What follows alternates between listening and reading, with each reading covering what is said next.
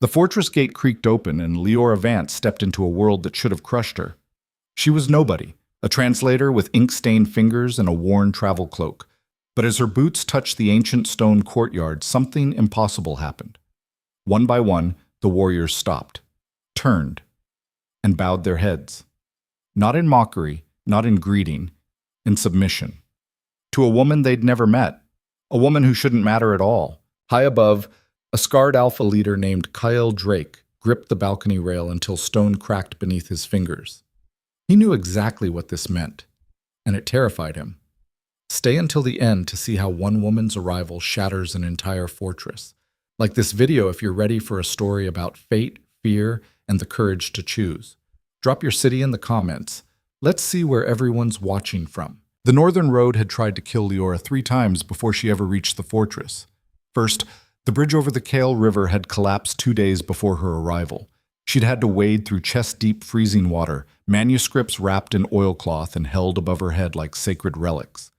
Second, a rock slide nearly buried her cart on the mountain pass, and she'd abandoned everything except the books and walked the final 20 miles on bleeding feet. Third, and perhaps most insulting, a tavern keeper in the last outpost town had spit at her boots and told her no woman traveled to Drake Fortress unless she was a fool or a whore. Leora had smiled politely, paid for her watered-down ale, and kept walking. Because Leora Vance had spent her entire life being underestimated, and she'd learned long ago that the world's low expectations were a gift. They meant no one ever saw her coming. The fortress appeared at dawn like a scar on the landscape. Black stone walls rising from granite cliffs, watchtowers clawing at a sky the color of old iron. This was the edge of civilization, where the maps ran out and the legends began. Drake Fortress, home to the last true pack of the northern frontier. Warriors who'd held this borderland for 3 generations against raiders, rival clans, and things that moved in the dark forests beyond the walls. Leora had been hired to translate a manuscript discovered in the fortress crypts. Ancient text, unknown language. The message from Commander Drake had been terse. Name your price. Come immediately. Tell no one. She'd named a price that would clear her debts and buy her a year of peace. She'd come immediately. And she'd told no one because there was no one left to tell. The gate stood open. That was the first strange thing. Leora paused at the threshold, her scholar's mind cataloging details.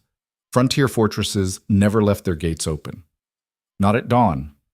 Not ever. Yet there it was. An invitation or a trap, she couldn't tell which. She stepped through. The courtyard was vast, paved with stones, worn smooth by centuries of boots and blood. Training yards stretched to her left, weapons racks to her right. The air smelled of steel, leather, and something else. Something wild and electric that made the hair on her arms stand up. And everywhere there were warriors. They filled the space like a living tapestry of violence barely contained. Men and women both, bodies honed to brutal efficiency, scars worn like medals. Some were running drills, others sharpened blades. A few stood guard at interior doorways, eyes constantly scanning. Leora took 3 steps into the courtyard, and the world shifted. The nearest warrior, a woman with a shaved head and a crossbow, stopped mid-stride. Her head turned. Her eyes found Leora, and then, slowly, incomprehensibly, she bowed her head. Not a nod, not a greeting, a submission. Leora froze. The woman's eyes were wide, confused, but her body had moved without conscious thought. And now the warrior beside her had noticed, a massive man with arms like tree trunks. He looked at Leora, and his expression went blank. Then his head dipped in that same unconscious bow. It spread like wildfire. One by one, every warrior in the courtyard turned, saw her, and bowed. Leora's heart hammered against her ribs. This wasn't protocol. This couldn't be. What the hell is this? The voice cut through the silence like a whip crack. Leora's eyes snapped to the source.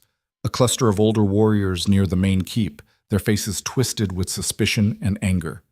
The speaker was a woman with iron-gray hair and lieutenant's insignia on her armor. Who authorized this stranger's entry? The lieutenant strode forward, hand on her sword hilt. And why are you all acting like... She stopped. Her eyes met Leora's, and her body betrayed her, head bowing, shoulders dropping even as fury blazed in her eyes. No! The lieutenant hissed through clenched teeth, fighting the instinct. No, this can't be. Stand down, Mara. The new voice came from above. Every head turned upward, including Leora's. He stood on the balcony of the main keep like a statue carved from violence and regret. Tall, broad-shouldered, his body a map of battles survived.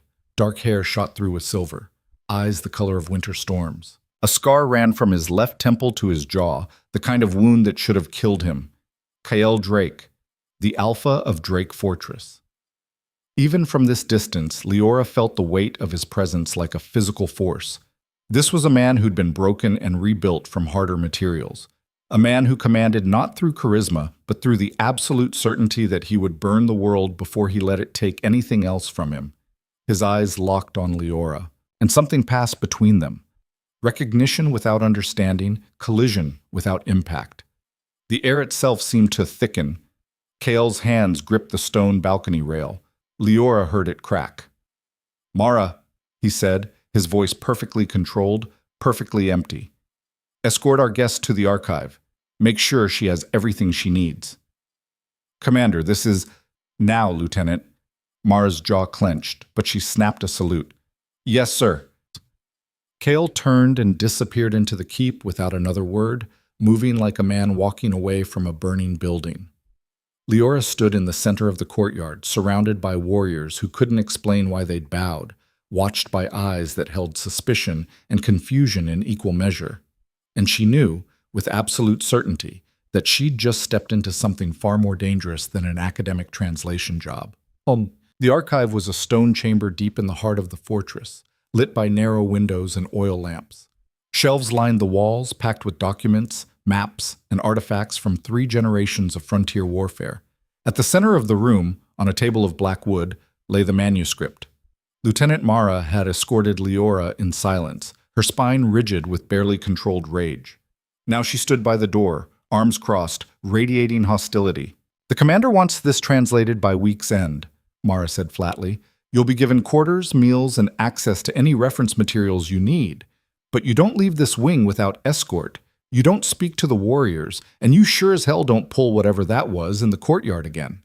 Leora set down her bag carefully, meeting Mara's glare with calm directness. "I didn't pull anything. I walked through a gate. That's all. Warriors don't bow to strangers. I noticed. So what are you?" Mara's hand drifted to her sword. "Spy? Witch? Some kind of political plant from the Southern Councils?" Leora almost laughed. If they only knew, she was none of those things. She was just a woman who was very good at dead languages and very bad at belonging anywhere. "I'm a translator," she said simply. "Nothing more." Mara's eyes narrowed. "We'll see." She left, the door slamming behind her.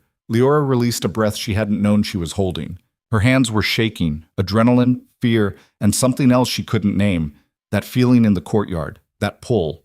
Like invisible threads connecting her to every person in this fortress, all of them vibrating to a frequency she could feel in her bones. She forced herself to focus. The manuscript. She approached the table and her breath caught. It was beautiful. Ancient vellum, the edges gilded in precious metals, the text written in a script that predated the northern kingdoms by at least 1,000 years. Old Gaelic. She'd seen fragments before, but never anything this complete. Leora pulled out her tools, magnifying glass, notebook, reference lexicons. She lit extra lamps, adjusted her seat, and began to read. The first page was a title, The Laws of the First Pack. Her pulse quickened.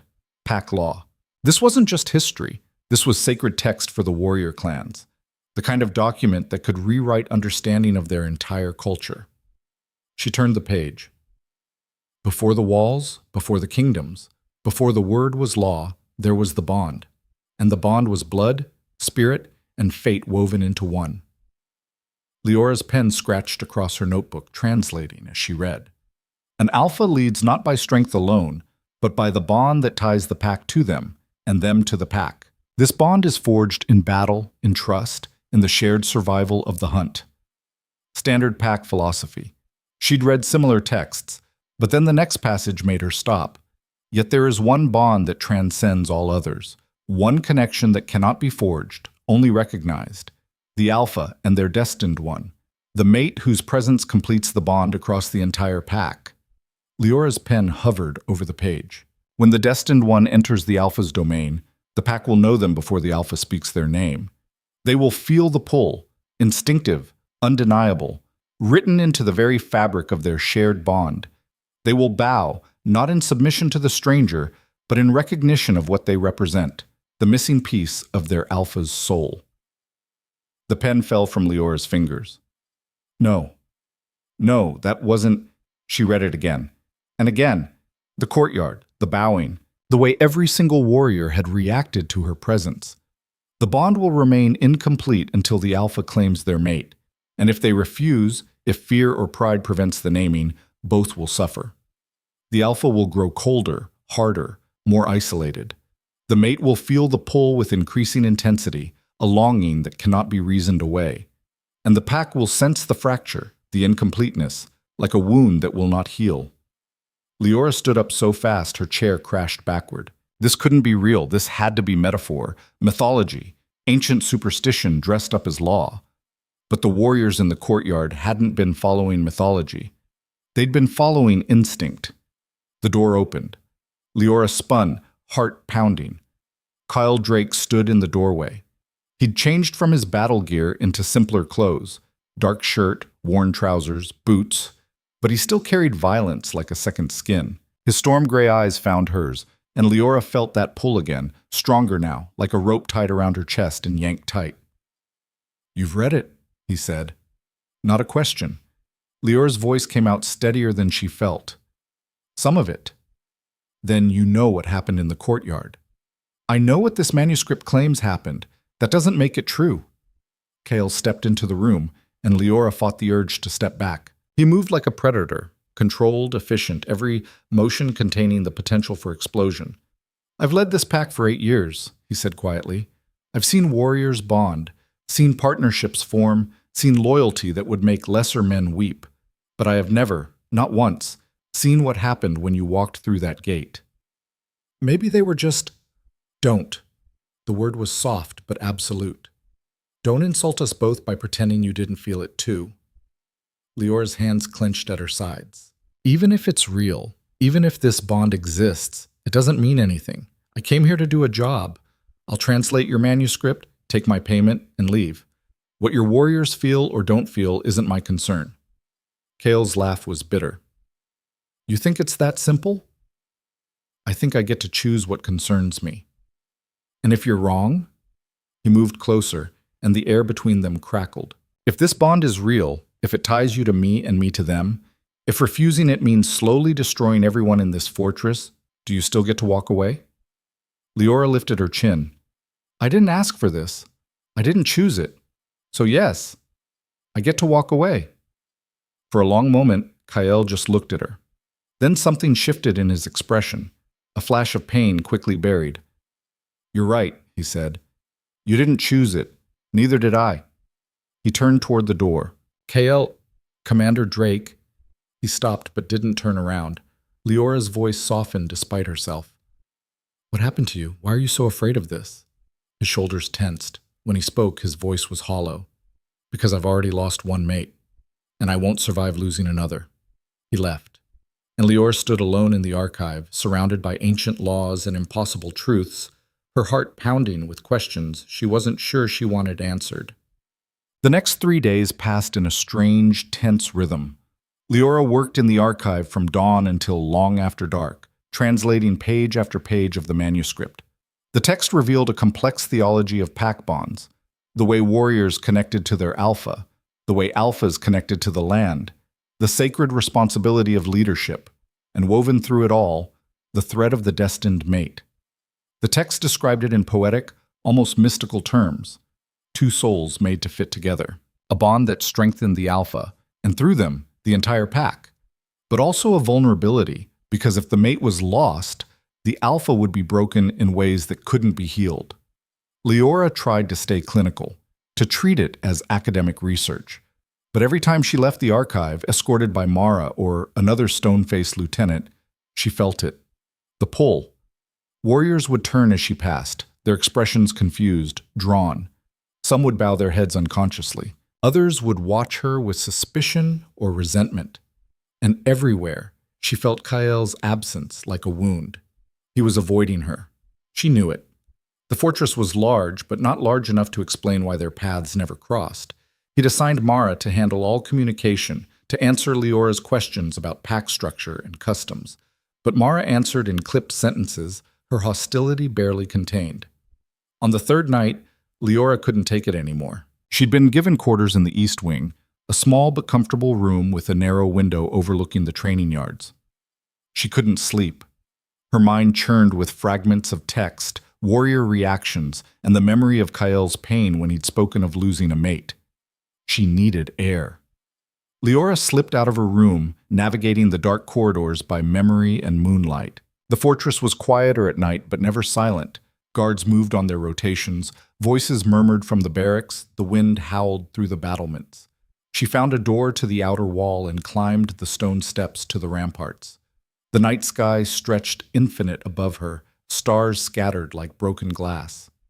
Below, the northern forest spread dark and wild, untouched by human hands for 1,000 miles. "You shouldn't be up here alone." Leora's heart jumped. She spun. Kael stood in the shadows by the watchtower, wrapped in a dark cloak. How long had he been there? "I needed to think," Leora said. "Dangerous place for thinking." "Is that a threat, Commander?" "A warning."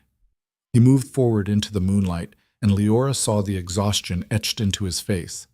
"The walls aren't safe at night. Raiders have been testing our defenses. A lone figure on the ramparts makes an easy target." "Then why are you up here?" Kael's smile was grim. "Because sleep is more dangerous than arrows." Leora understood. Nightmares. They stood in silence, the wind cutting between them.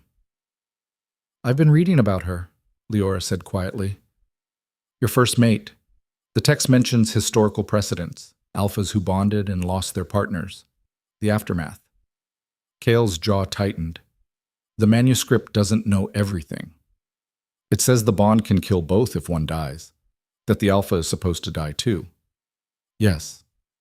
"But you didn't." "No." His voice was hollow. "I chose to live, or maybe I was too much of a coward to die. Take your pick." Leora moved closer, drawn by something she couldn't name. "What was her name?" For a long time, she thought he wouldn't answer. Then, "Sarah." The name hung in the air like a ghost. "She was fire," Kael continued, his voice distant. "Brilliant, fierce, impossible to contain. The pack adored her. He stopped. "When raiders attacked, she led the defense. I was away, scouting. By the time I returned, the battle was over. We'd won. But Sarah was gone." "I'm sorry." "Don't be. It was 5 years ago. I've learned to live with it." "Have you?" Leora asked gently. "Because from where I'm standing, you're barely living at all." Kael's eyes snapped to hers, storm gray and full of pain. "You don't know anything about me." "I know you won't even speak my name." The words came out harder than she intended. "I know your warriors are confused and your lieutenants hate me because you refuse to acknowledge what's happening. I know you're so terrified of feeling anything again that you'd rather let this bond tear everyone apart than risk..." "Risk what?" Kael moved fast, closing the distance between them. "Risk caring about someone who'll die? Risk building something that can be destroyed?" "I've been there, Leora. I felt my heart ripped out while I was still breathing. I can't do that again." It was the first time he'd said her name. The sound of it in his voice sent a shockwave through her entire body. Leora gasped, stumbling back. Kael caught her arm, steadying her. And the moment they touched, skin to skin, the bond flared to life. It wasn't gentle. It was a storm, a wildfire, a tidal wave. Leora felt Kael's emotions crash into her. Grief, fear, longing, resistance, all wrapped around a core of desperate, terrified want. And she knew he felt hers too, the loneliness she'd carried her whole life, the hunger for belonging, the fierce determination to never be anyone's possession. They stood frozen, hands locked together, eyes wide. "Do you feel that?" Leora whispered. Kael's voice was rough. "Every second you've been here." "Then why?" "Because feeling isn't enough." He released her, stepping back, and the loss of contact felt like being dropped into ice water. Sarah and I felt it. We bonded. We built a life. And then I held her body in my arms while the bond tried to kill me too. That's what this leads to, Leora. Death, loss, pain. Or love, Leora said softly. Partnership, strength. I can't. Can't or won't. Kale's expression shattered. Does it matter? Before Leora could answer, a bell clanged from the main tower, urgent, insistent. Kale's entire demeanor shifted in an instant, the vulnerable man disappearing behind the Alpha commander. Raiders, everyone inside now! He grabbed Leora's hand and pulled her toward the stairs. The fortress erupted into controlled chaos. Warriors poured from the barracks, grabbing weapons, taking positions. Mara appeared, barking orders, directing units to the walls. Kyle pulled Leora into the keep. Stay in the inner chambers. Don't come out until I give the all clear. What's happening? Same thing that always happens. They test us. We remind them why that's a mistake. He started to leave, then stopped, turned back. Leora. An explosion rocked the courtyard. Kyle swore and ran, and Leora was left alone, heart pounding, the echo of the bond still singing in her blood. The battle lasted 3 hours. Leora spent them pacing the inner chamber, listening to the sounds of combat filter through stone walls. Shouts. Steel on steel. The deep concussion of alchemical charges against the gates. She tried to focus on the manuscript she'd brought with her, but the words blurred. All she could think about was Kyle on the walls, facing raiders, risking his life, and the terrible certainty that if he died, something in her would die too. Finally, silence fell. Leora waited, barely breathing. The door opened. Mara stood there, blood-splattered but unharmed. It's over. We held. Casualties? Some wounded. No one dead. Mara's eyes were strange, assessing, almost curious. The commander wants to see you in his private chambers. Leora's pulse jumped. Why? He didn't say, but I've served under Kyle Drake for 6 years, and I've never seen him look the way he did when he asked for you. Mara stepped aside. Follow me. They walked through corridors still echoing with the aftermath of battle. Warriors moved with quiet efficiency, tending wounds, checking defenses, cleaning weapons. And as Leora passed, every single one of them turned, watched, bowed their heads.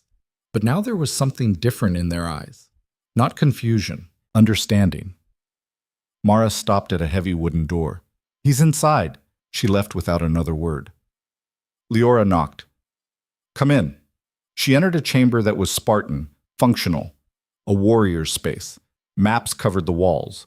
A simple bed, a desk piled with reports, and Kyle standing by the window, still in his battle gear, a fresh cut along his jaw. He turned as she entered. Are you hurt? Leora asked. No. Then why? Because I almost died tonight, Kyle said quietly. A raider got through my guard. His blade was an inch from my throat when Mara took him down, and in that moment, that split second before death. Do you know what I felt? Leora's throat tightened. What? Regret. His voice broke.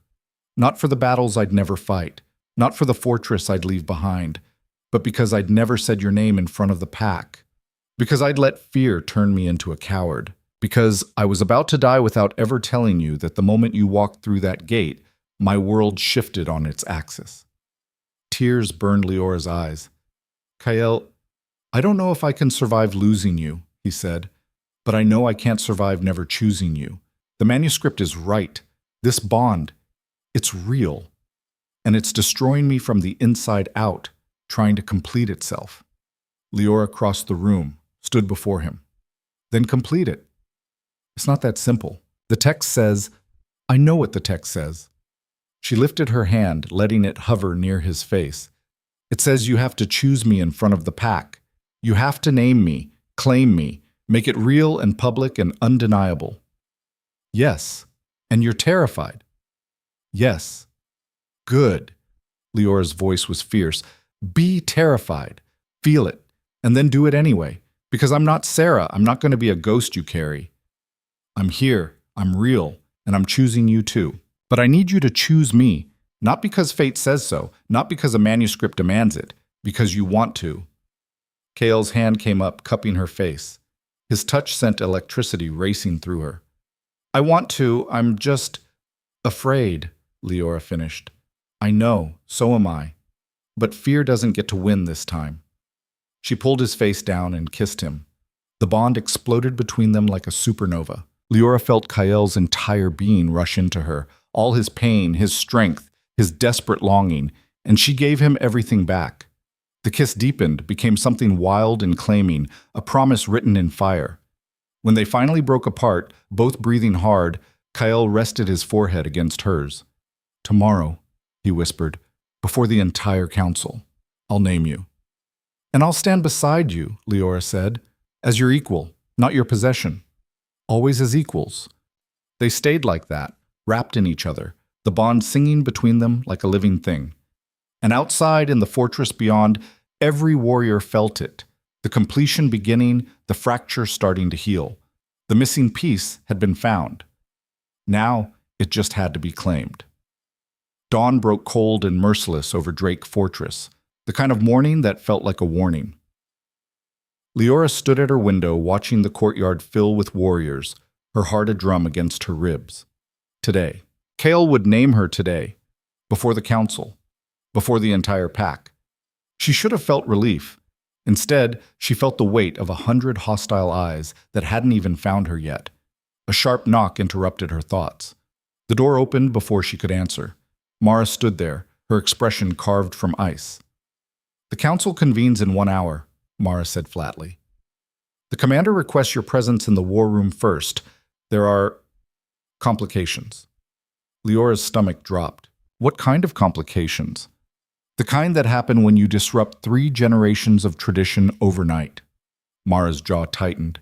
Half the senior warriors are calling for your removal. The other half don't know what to think. And the council... She stopped, something almost like pity flickering across her face. Just come. Now.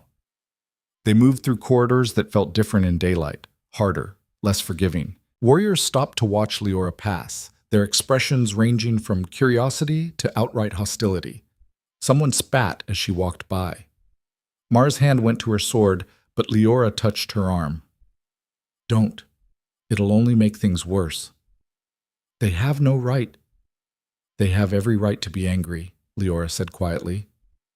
I'm a stranger who walked in and turned their world upside down. They don't owe me acceptance. Mara looked at her strangely. You're not what I expected. What did you expect? Someone who'd use this bond as a weapon. Someone who'd demand submission because fate says they can. Mara's voice softened a fraction. But you keep acting like you have something to prove. Because I do. Leora met her eyes. I need to prove I'm here for Kael. Not for power. Not for status. For him. They reached the war room. Mara knocked twice, then pushed the door open. The space was dominated by a massive table carved from a single piece of oak, its surface covered with maps of the northern territories. Kael stood at the head, still in his battle gear from last night, exhaustion etched into every line of his face. Around the table sat 5 other figures, the senior council members who advised the Alpha on matters of pack law and fortress defense. Every head turned as Leora entered. The temperature in the room dropped 20 degrees. Kael's eyes found hers, and something passed between them, reassurance, connection, the bond humming to life. But his expression remained carefully neutral. Leora Vance, he said formally. Thank you for coming. She inclined her head. Commander? One of the council members, a grizzled man with more scar tissue than face, slammed his hand on the table.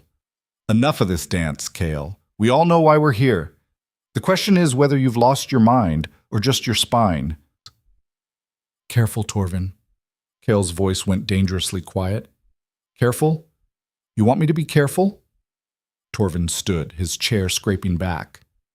This woman appears out of nowhere. The pack starts acting like she's the second coming of the first Alpha, and you want to validate this insanity by naming her in front of everyone? Have you forgotten what happened last time? The room went silent. Kael's knuckles whitened against the table edge. I've forgotten nothing. Then you remember how Sarah's naming ceremony nearly tore this fortress apart, said another council member, a sharp-eyed woman named Ilara. Half the pack thought she was too young, too reckless. They were right.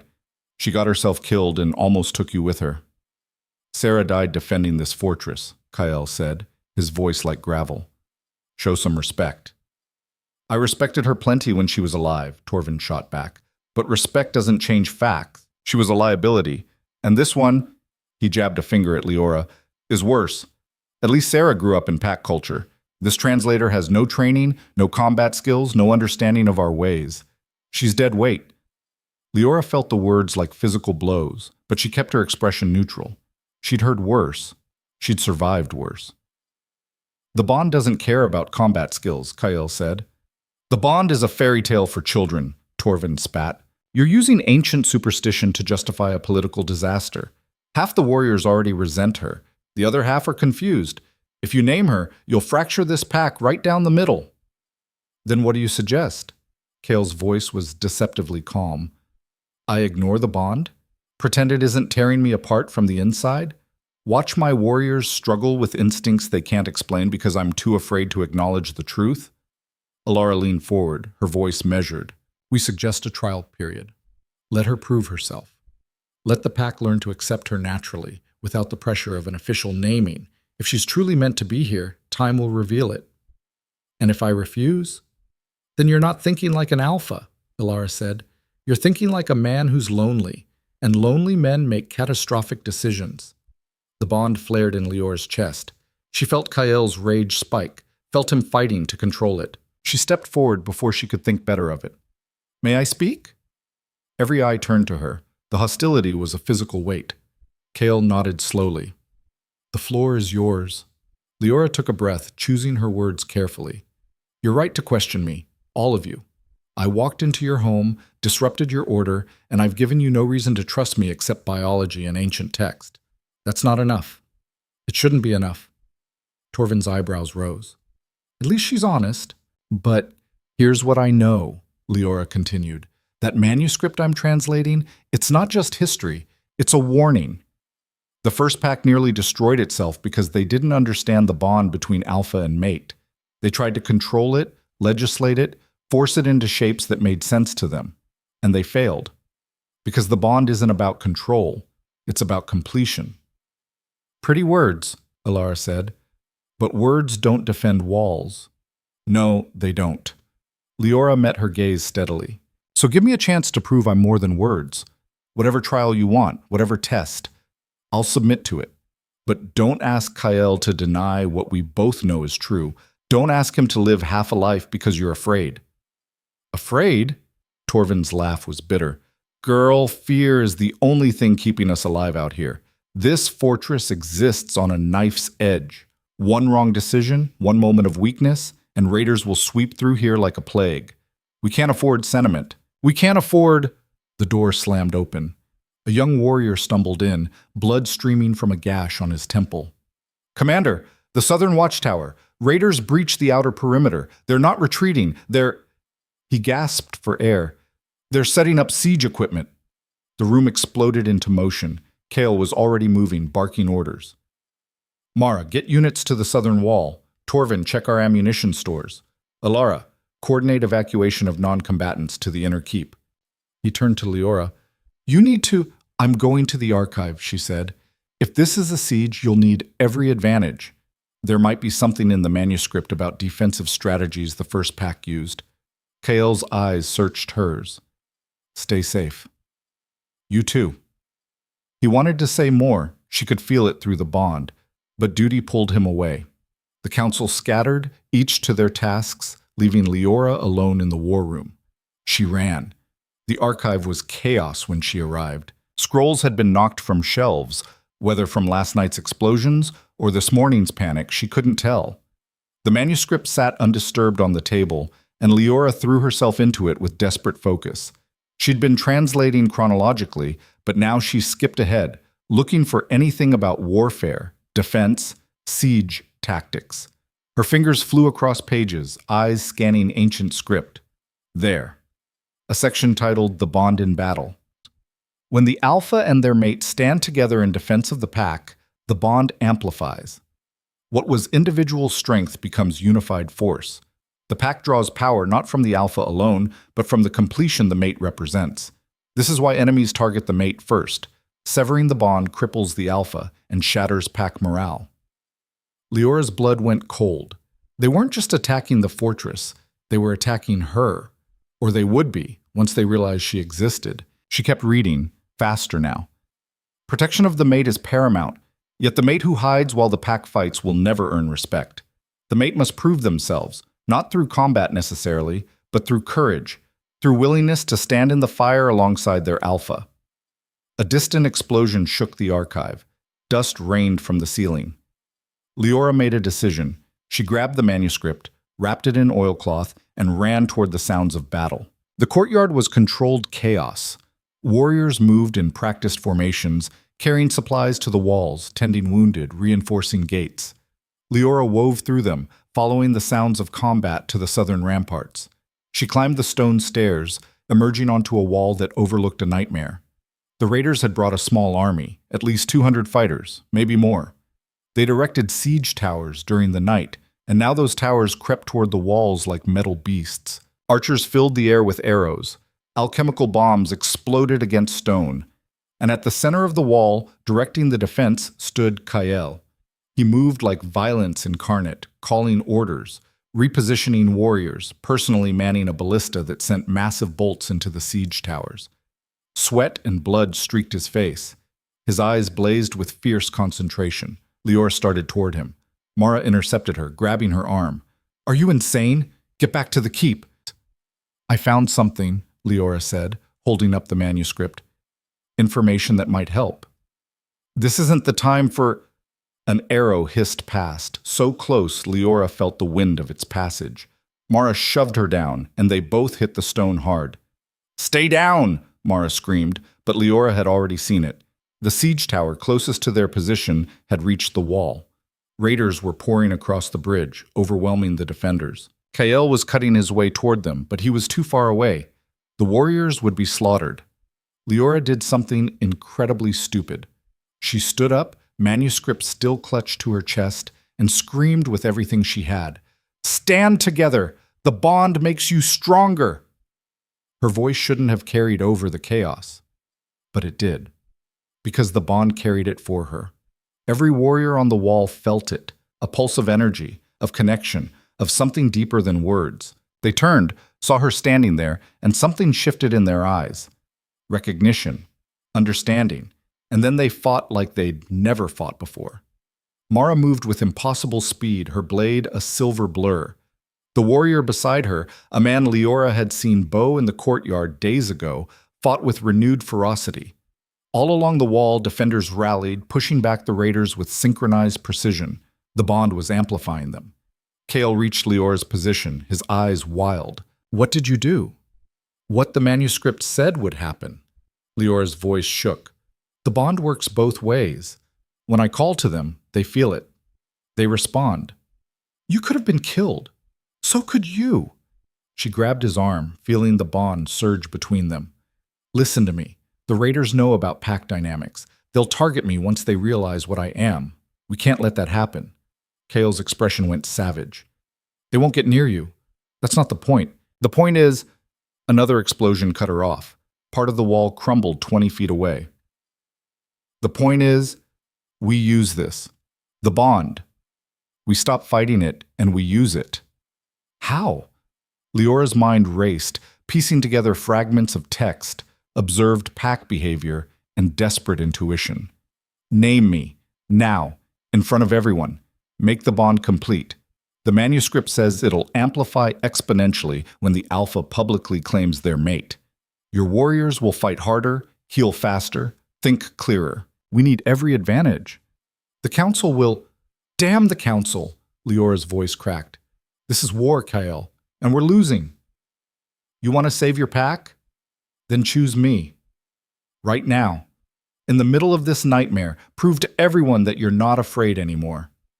For one suspended moment, Kael just looked at her. Raiders screamed. Arrows fell like rain. The fortress burned around them.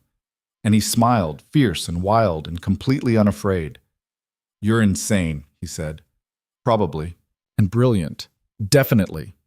Kale turned to face the wall, his voice rising to a battlefield roar that cut through chaos like a blade.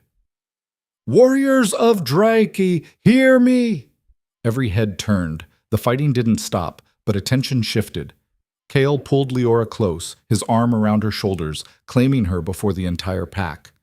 This is Leora Vance. The Bond has chosen her, and I, alpha of this fortress, leader of this pack, I choose her too. The Bond detonated. Leora felt it like lightning through her veins, a connection that had been straining toward completion suddenly snapping into place with devastating force. She gasped, nearly falling, but Kael held her steady. And through the bond she felt them. Every single warrior, their strength, their fear, their desperate courage, all of it flowing through her and Kael and back to them, amplified, unified. The effect was immediate and terrifying. Warriors who'd been flagging found new strength. Wounded fighters pulled themselves up and kept fighting. The defense became a living thing, coordinated beyond conscious thought, moving as one organism with a single purpose: protect the pack. The raiders felt it too. Leora saw confusion ripple through their ranks, saw them falter as they faced an enemy that had suddenly become something more than human. Mara appeared at Kael's side, her eyes wide. "Commander, what—" "Rally the northern unit," Kael ordered, his voice ringing with new authority. "Flank them from the eastern wall. Torvin, collapse the siege tower. Now!" Orders flew. Warriors moved, and the tide of battle shifted. It took 3 more hours, but they won. The raiders broke when their siege towers fell, retreating into the forests with their wounded. Drake warriors didn't pursue. They held the walls, counted casualties, and slowly, carefully, began to believe they'd survived.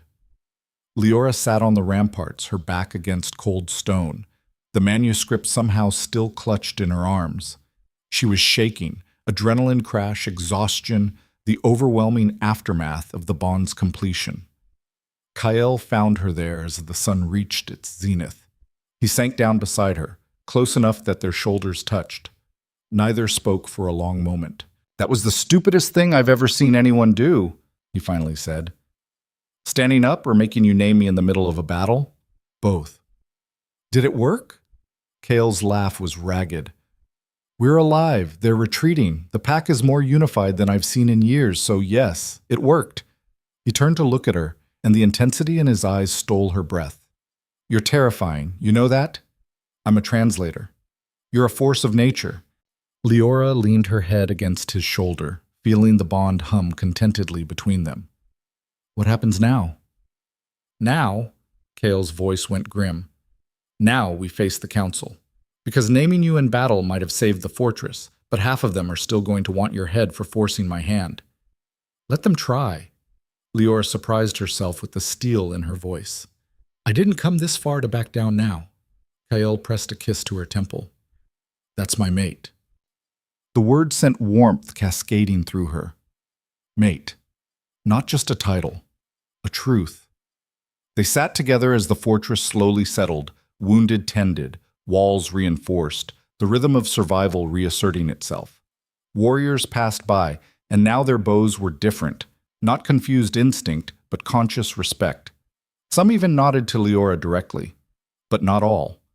A cluster of senior warriors stood near the watchtower, their expressions dark, arms crossed. Torvin was among them, his scarred face twisted with fury. "This isn't over," Leora murmured. "No," Kael agreed. "It's just beginning." As if summoned by their words, Mara appeared, her face grave. "Commander, the council is demanding an emergency session. Tonight. They're calling it a formal inquiry into your decision to name the mate during combat without proper ritual or approval." Kael stood, pulling Leora up with him. "Tell them we'll be there." "Kael," Mara hesitated. "They're bringing charges.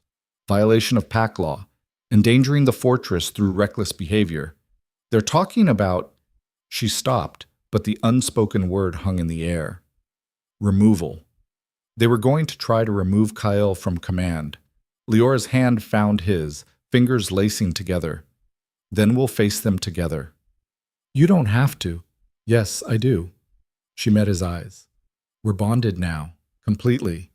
That means your battles are my battles. Your enemies are my enemies, and if they want to tear us apart, they're going to have to go through both of us. Kael's smile was fierce with pride and something deeper. You really are insane. And you really are in love with me. The words just came out. Leora hadn't planned to say them, but they hung in the air now, true and terrifying. Kael's expression softened. Yes, I really am. He kissed her then, deep and claiming, in full view of the fortress. A public declaration that went beyond pack law or council approval. This was choice. This was defiance. This was love in the face of a world that wanted to crush it. When they finally broke apart, Leora saw the warriors watching. Some smiled, others frowned, but all of them felt it. The bond complete, powerful, undeniable. Come on, Kael said, keeping her hand in his. Let's go face our trial. They walked together through the fortress, toward the council chambers where judgment waited. Leora's heart pounded, but her step never faltered. She'd spent her whole life being underestimated, dismissed, told she didn't belong. This time was different. This time, she had something worth fighting for, and she'd be damned if she let anyone, council, tradition, or fear itself, take it away. The council chamber doors loomed ahead, heavy oak reinforced with iron. Voices leaked through, angry, heated, demanding. Kael squeezed her hand once, a silent question. Leora squeezed back, an answer, together.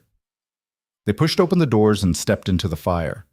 The council chamber was a stone arena designed for judgment. Torches burned in iron sconces, casting harsh shadows across faces already hardened by frontier survival. The 5 council members sat in elevated chairs arranged in a semicircle, their expressions ranging from Torven's open hostility to Alara's cold calculation. Behind them, senior warriors lined the walls, witnesses to whatever verdict would be rendered. Kael and Leora stood in the center of the room, still holding hands, still unified. The bond hummed between them like a live wire. Torven spoke first, his voice echoing off stone. Kael Drake, you stand accused of violating sacred pack law. You named your mate without council approval, without proper ritual, and in the middle of combat when rational judgment was impossible. How do you answer these charges?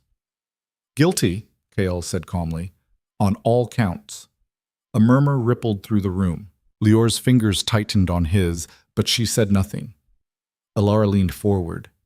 You don't deny it? Why would I?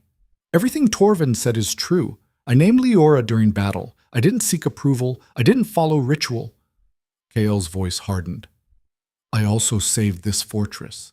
We won because the bond completed. You all felt it. Don't pretend you didn't. We felt something, Torven shot back. But was it the bond, or was it desperation? Was it ancient power, or was it adrenaline and luck? You're asking us to restructure our entire understanding of pack hierarchy based on one battle and a dusty manuscript. The manuscript is over 1,000 years old, Leora interjected. Every eye turned to her. It predates this fortress, this territory, even the language you speak. The first pack understood the bond in ways we've forgotten.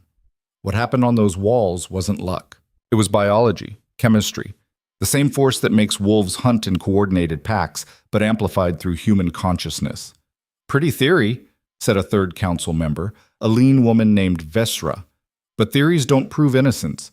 Commander Drake acted without authority. In any other circumstance, that would mean immediate removal from command.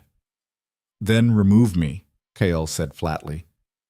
Silence crashed down. What? Torven's eyes narrowed. You heard me. If my naming Leora violated law so severely that it warrants removal, then remove me. Right now.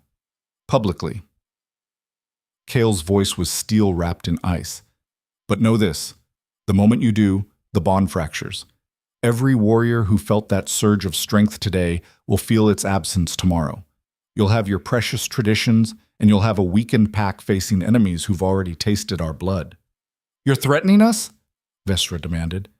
I'm stating facts. Kael's gaze swept the council. The bond is complete now. Leora and I are mated. That's not a political position I can resign from. It's a biological reality. Tear us apart, and you damage the entire pack. Keep us together, and you have a fighting chance against whatever comes next. Alara's expression remained unreadable. Even if we accept the bond's existence, that doesn't justify your methods. There are protocols for a reason. The naming ceremony is sacred. It requires council presence, pack witnesses, specific oaths sworn under specific conditions. You bypassed all of it. Because there was no time, Leora said, her voice steady despite the hammering of her heart. The raiders were at the walls. Warriors were dying. Would you have preferred Kyle wait for proper scheduling while the fortress burned? I would have preferred he show respect for the traditions that have kept this pack alive for generations, Torvin snarled. You've been here less than a week, girl. You know nothing about what we've sacrificed, what we've built, what we've lost to maintain order in this wasteland. And now you stand there bonded to our alpha, acting like you have any right to question our judgment? She has every right, Kyle's voice cut like a blade. She's my mate. That makes her pack. And pack questions, pack challenges, pack demands better. Or have you forgotten why we have councils in the first place? The tension ratcheted higher. Warriors shifted against the walls, hands drifting toward weapons. This was spiraling toward something darker than judgment. Mara stepped forward from her position near the door. If I may speak, Council, Torvin waved dismissively. The lieutenant has the floor. I was on the wall when Commander Drake named Lyora, Mara said carefully. I felt the bond complete, and I've served under this alpha for 6 years. I know the difference between desperation and power. What happened today was real. The warriors moved faster, fought harder, anticipated each other's actions like we'd trained together for decades instead of hours. That's not adrenaline. That's something deeper. Lieutenant Mara has always been loyal to the commander, Vesra observed. Her testimony is hardly objective. Then ask the others, Mara shot back. Ask any warrior who was on that wall. They'll tell you the same thing. We have, Alara said quietly. We've been asking all afternoon, and the responses are divided. Some confirm what you're saying. Others claim they felt nothing unusual. Still others believe they were manipulated somehow, that the bond is a form of control rather than unity. Leora's breath caught. Control? You think I'm controlling them? Are you? Torvin's eyes glittered with suspicion. The manuscript talks about the mate's influence. How do we know you're not using the bond to bend warriors to your will, to make them loyal to you instead of the pack? Because that's not how it works. Leora's frustration boiled over. The bond doesn't override free will. It connects, it amplifies, but it doesn't control. If warriors are acting differently, it's because they're tapping into something that was always there. The instinct to protect pack, to trust each other, to fight as one. Convenient answer, Vesra murmured. Kael's jaw clenched. Enough! You want proof the bond isn't about control? Fine. Test it. Test her. Put Leora through whatever trial you think will reveal the truth. But do it now, tonight, and accept the results. No more delays. No more political maneuvering. We settle this once and for all. The council members exchanged glances. Something passed between them. A decision already made, Leora realized with growing dread. Alara stood. Very well. There is a trial, an old one from the days before the fortress, when pack law was still being written. It's called the Ordeal of Truth. No, Mara breathed. Alara, you can't be serious. What is it? Leora asked, though every instinct screamed that she didn't want to know. Torvin's smile was cruel. It's very simple. You face the pack's collective judgment. Every warrior gathers. You stand before them, unprotected, and you answer questions about your intentions, your past, your worthiness, and they judge, not through discussion, through the bond itself. I don't understand, Leora said. It means they'll feel whether you're lying, Kyle said, his voice hollow. The bond works both ways. If you're truly meant to be here, truly connected to the pack, they'll sense honesty. But if you're hiding something, manipulating, using the bond for personal gain, they'll know.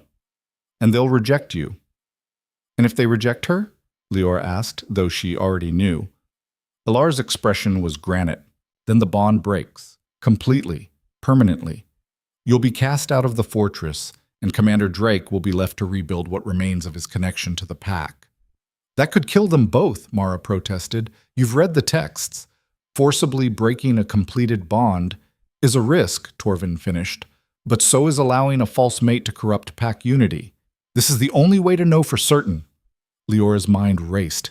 This was a trap. It had to be. They designed a trial that was impossible to pass because the parameters were subjective, emotional, based on collective feeling rather than objective evidence. How could she prove honesty when half the pack already distrusted her? But refusing would be worse. Refusing would confirm their suspicions, give them justification to tear her away from Kael by force. When? She asked quietly. Tomorrow night, Elara said.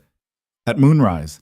We'll gather the entire pack in the main hall. You'll face them, you'll speak, and they'll decide.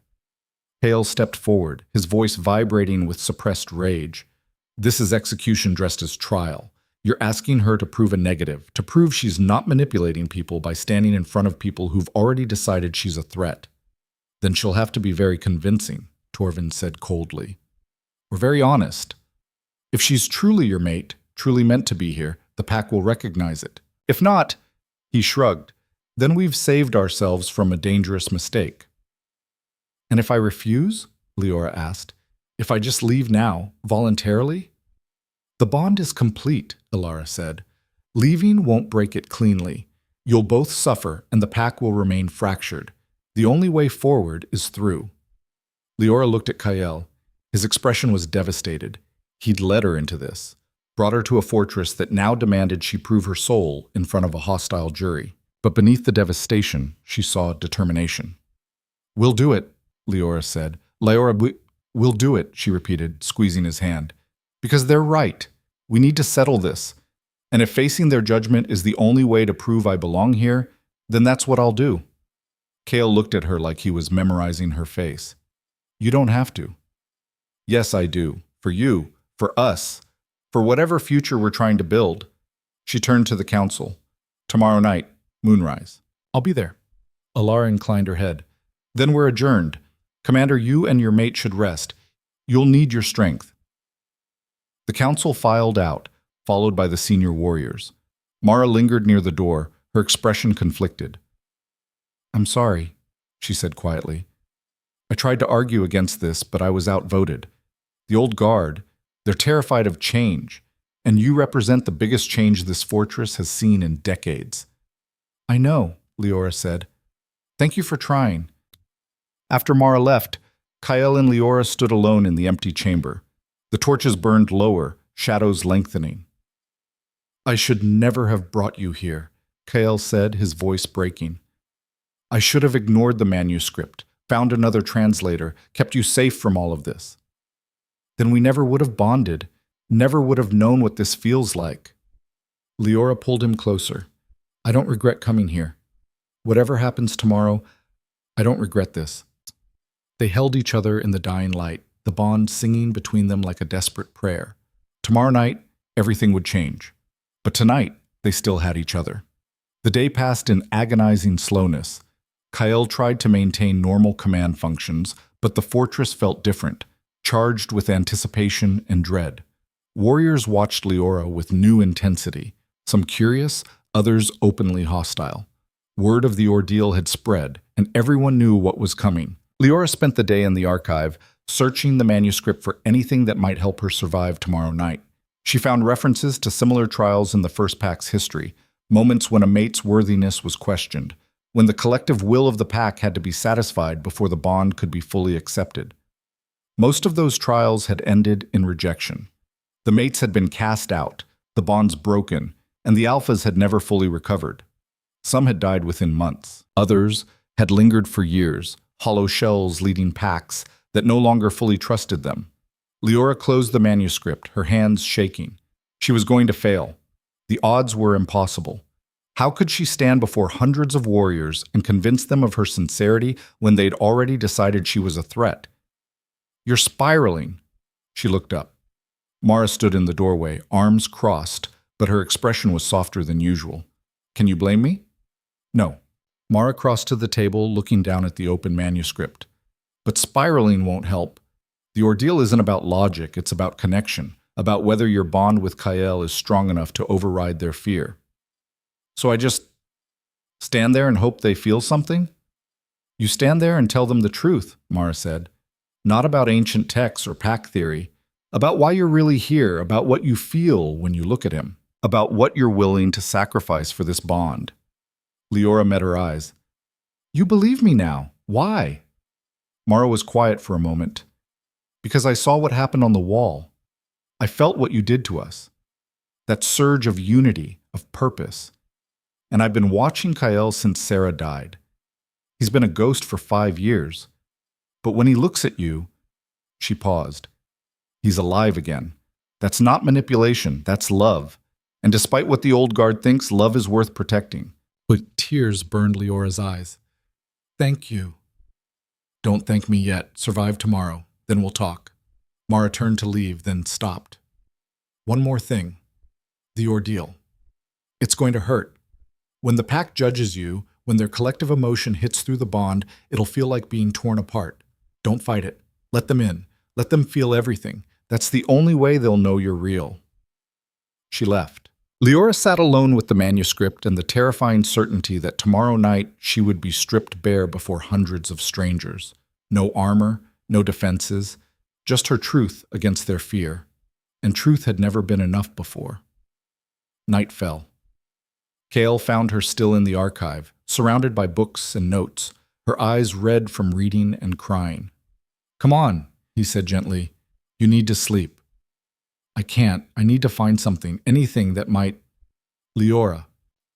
He pulled her to her feet, his hands on her shoulders. No amount of research will change what happens tomorrow. You know that.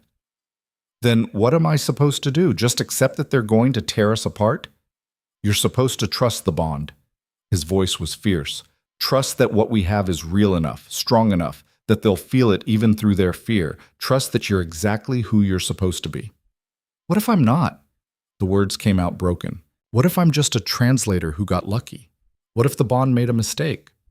Kyle cupped her face in his hands. The bond doesn't make mistakes, and neither did I.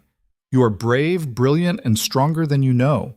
Tomorrow night, you're going to walk into that hall, and you're going to show them exactly who Leora Vance is. And they're going to see what I see. What do you see? Everything. He kissed her softly. I see everything. They left the archive together, walking through darkened corridors to Kyle's private chambers. Neither spoke. Words felt inadequate for what was coming. In his room, they held each other, the bond wrapping around them like shelter against the storm.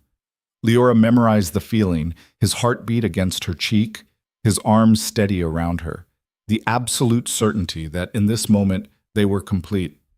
If this goes wrong, she whispered, if they break the bond, they won't. But if they do, I need you to know, her voice cracked. I need you to know that choosing you was the best decision I ever made.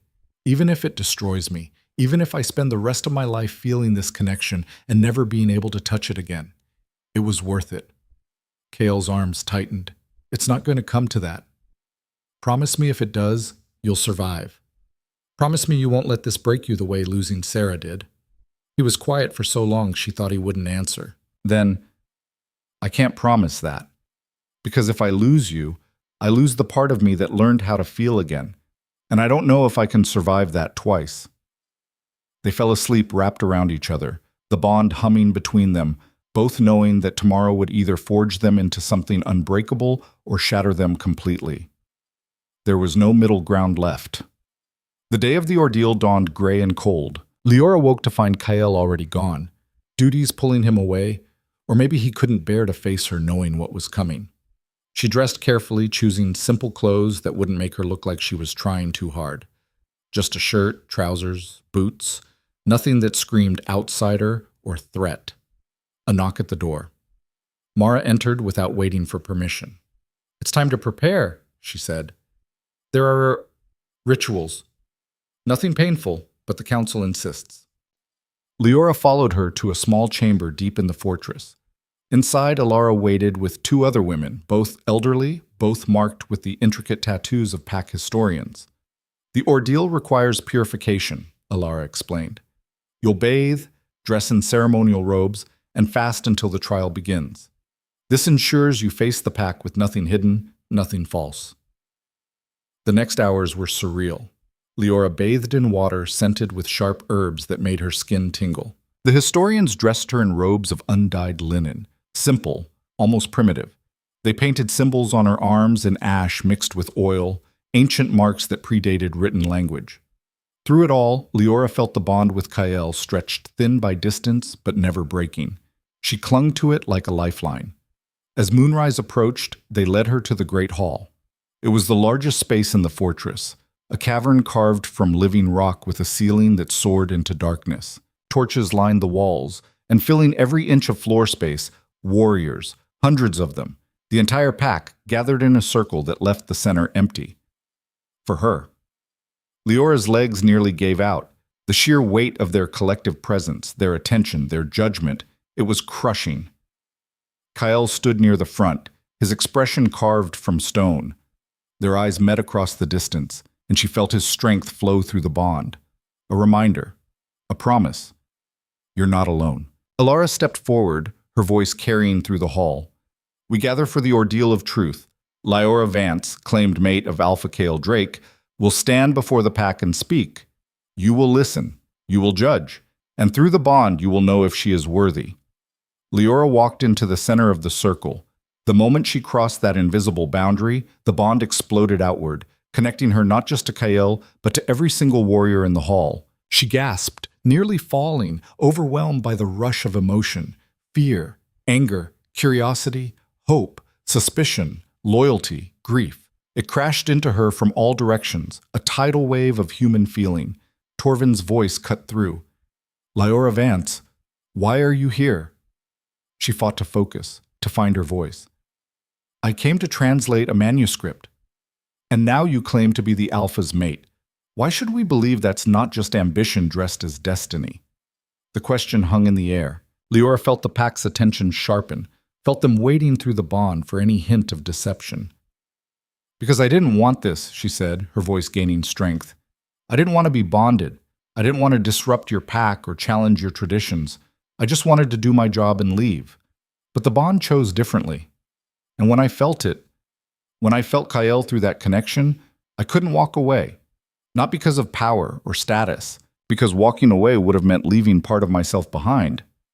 Pretty words, Vestra said. But how do we know they're true? Feel them, Leora said desperately. That's what this trial is for, isn't it? You're all connected to me right now, so feel whether I'm lying. The silence was deafening. Then, slowly, warriors began to shift. Some nodded. Others frowned deeper. The bond carried their judgments back to Lyora in waves, some accepting, some rejecting, most still uncertain. It wasn't enough. Tell us about your past, Torvin demanded. Who are you really? What are you running from? The question struck like a blade. Leora's breath caught. This was the truth she'd never shared, the shame she'd carried for years.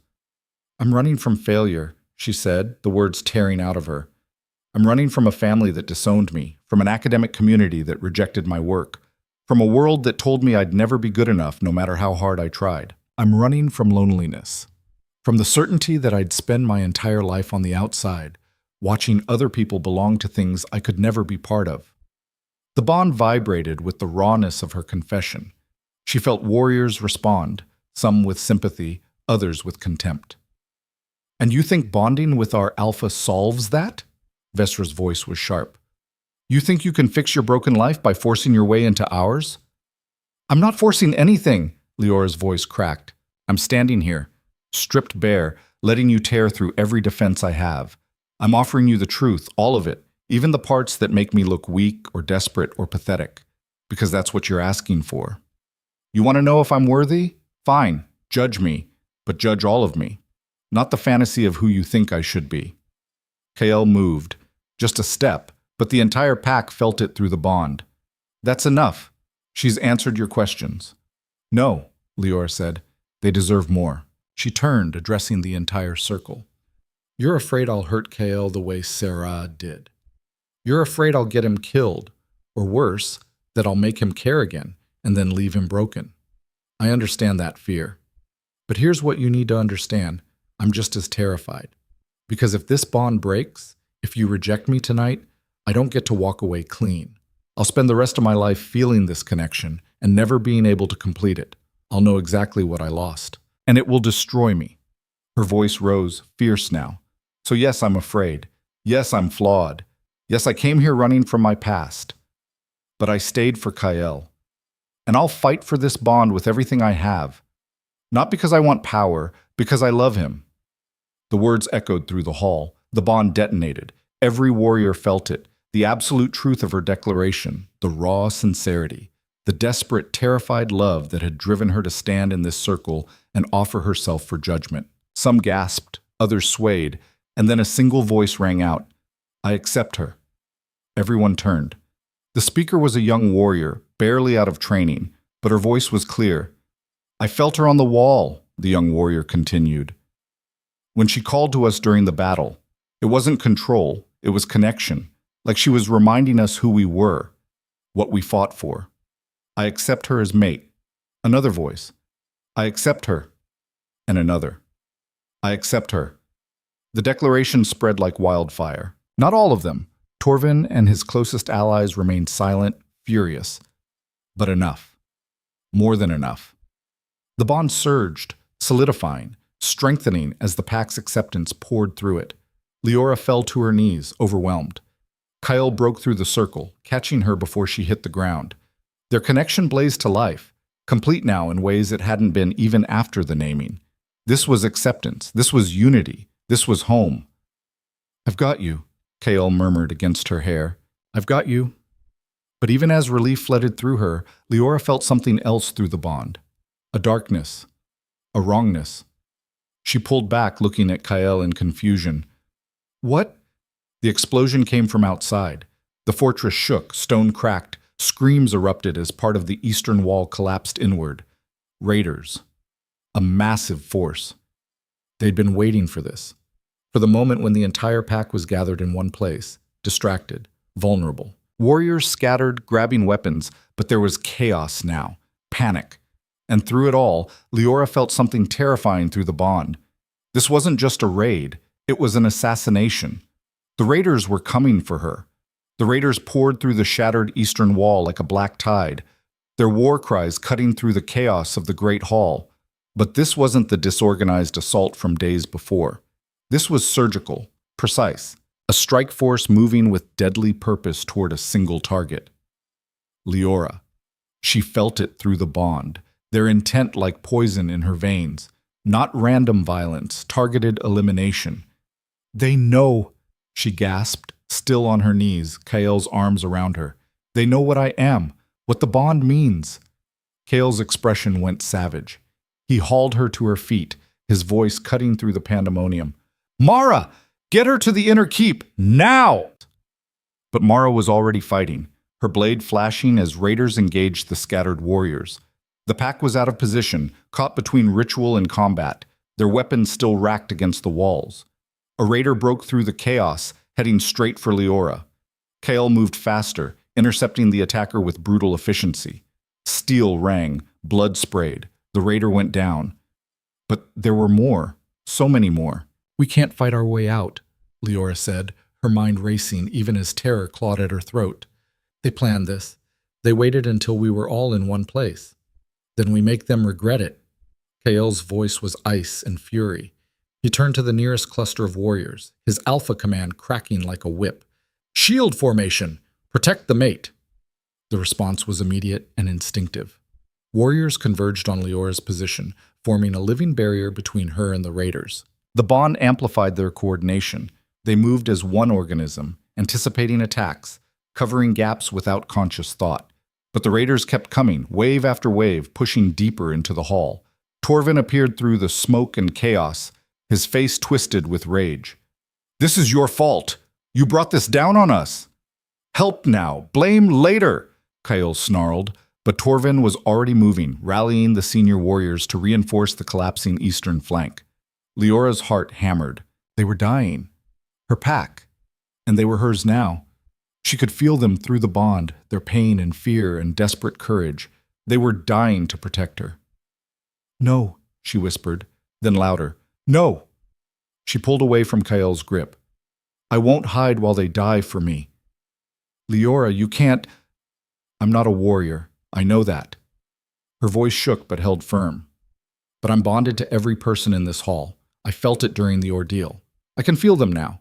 And if the bond can amplify strength, it can amplify strategy. Kale's eyes widened. What are you thinking? The manuscript mentioned it. The mate as tactical anchor. Let me try. You could burn yourself out. The strain will kill me slower than a raider's blade. Leora grabbed his face, forcing him to look at her. Trust me, please.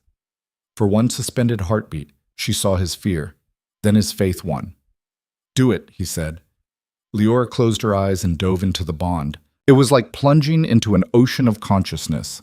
Hundreds of minds, all connected through her and Kael. Their emotions crashing together in violent collision. She felt their individual battles, their exhaustion, their confusion about where the next attack would come from. And she felt the pattern the raiders were following. They weren't random. They were herding the pack, pushing warriors away from the eastern wall, creating a corridor straight to the center where Leora stood. She opened her eyes, gasping. They're trying to isolate us. Pull warriors east and south, then punch through the center gap. Kael's tactical mind seized on it instantly. He bellowed orders, his voice amplified somehow by the bond so every warrior heard. North unit, collapse inward. South unit, hold the flank and pivot. Don't let them split us.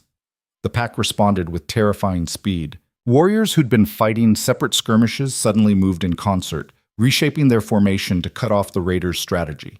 The attackers faltered, their plan disrupted, but their leader adapted. Leora felt him through the bond, not connected like her pack, but present, a void where pack sense should be. He was giving new orders, redirecting his forces. He's sending a strike team through the Western Passage, Leora said, the knowledge flowing through the bond like ice water. 10 fighters, heavily armed. They'll bypass the main fight and come at us from behind. Kael spun to Mara. Western Passage. Stop them. Mara didn't question. She grabbed 5 warriors and vanished into the chaos. The battle raged on, but now the pack fought with purpose instead of panic. Leora stood at the center, eyes closed, her consciousness spread across the bond like a net. She called out positions, warned of flanking maneuvers, coordinated movements before the raiders could execute their plans. She was burning. The strain of maintaining this level of connection was agony. Her head felt like it would split. Her body screamed for her to stop, let go, retreat back into herself. But she held on. 3 raiders climbing the southern balcony, she gasped. Torvin, above you. Torvin looked up just in time to dodge a descending blade. He took down 2 attackers with brutal efficiency, then shot Leora a look that might have been grudging respect. Minutes stretched into eternity. The great hall became a nightmare of steel and blood and smoke. Warriors fell. Raiders fell. The line between victory and annihilation balanced on a knife's edge. Then Leora felt something change through the bond. A shift in the raiders' formation. They were pulling back, not retreating, regrouping. Something's wrong, she said. They're not running. The explosion tore through the northern wall. A section of ancient stone collapsed inward, crushing warriors beneath tons of rubble. And through the dust and debris a figure emerged. He was massive, scarred, his body a testament to decades of violence survived. But it was his eyes that made Leora's blood freeze. Cold. Empty. The eyes of someone who'd killed so many times that death had become routine. The raider warlord. He surveyed the hall with casual contempt. Then his gaze found Leora. A smile split his face, predatory and cruel. There she is, he said, his voice carrying despite the chaos. The little mate who's causing all this trouble. Kael moved to intercept, but the warlord's fighters surged forward, creating a barrier between them. Kael fought like a demon, cutting through attackers, but there were too many. The warlord walked toward Leora with measured steps, in no rush. You want to know why we're here? Why we've spent weeks testing your defenses, studying your patterns, waiting for exactly the right moment? Leora backed up, her mind racing for options. The bond screamed warnings, but she was already exhausted. She had nothing left. Because a bonded pack is stronger, the warlord continued conversationally. United, dangerous, but a bonded pack that loses its mate? His smile widened. Broken, destroyed from within. Your alpha will fall apart. Your warriors will lose faith and will walk in and take everything. He drew a long knife, its blade black with poison. Nothing personal, girl. You're just a strategic target.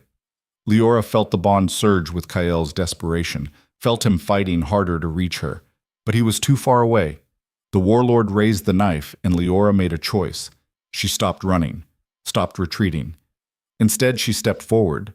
The warlord paused, confused. "You're right," Leora said, her voice steady despite her racing heart. "A bonded pack is stronger, united, dangerous." She smiled, fierce and wild. "So let me show you exactly how dangerous." She opened the bond completely.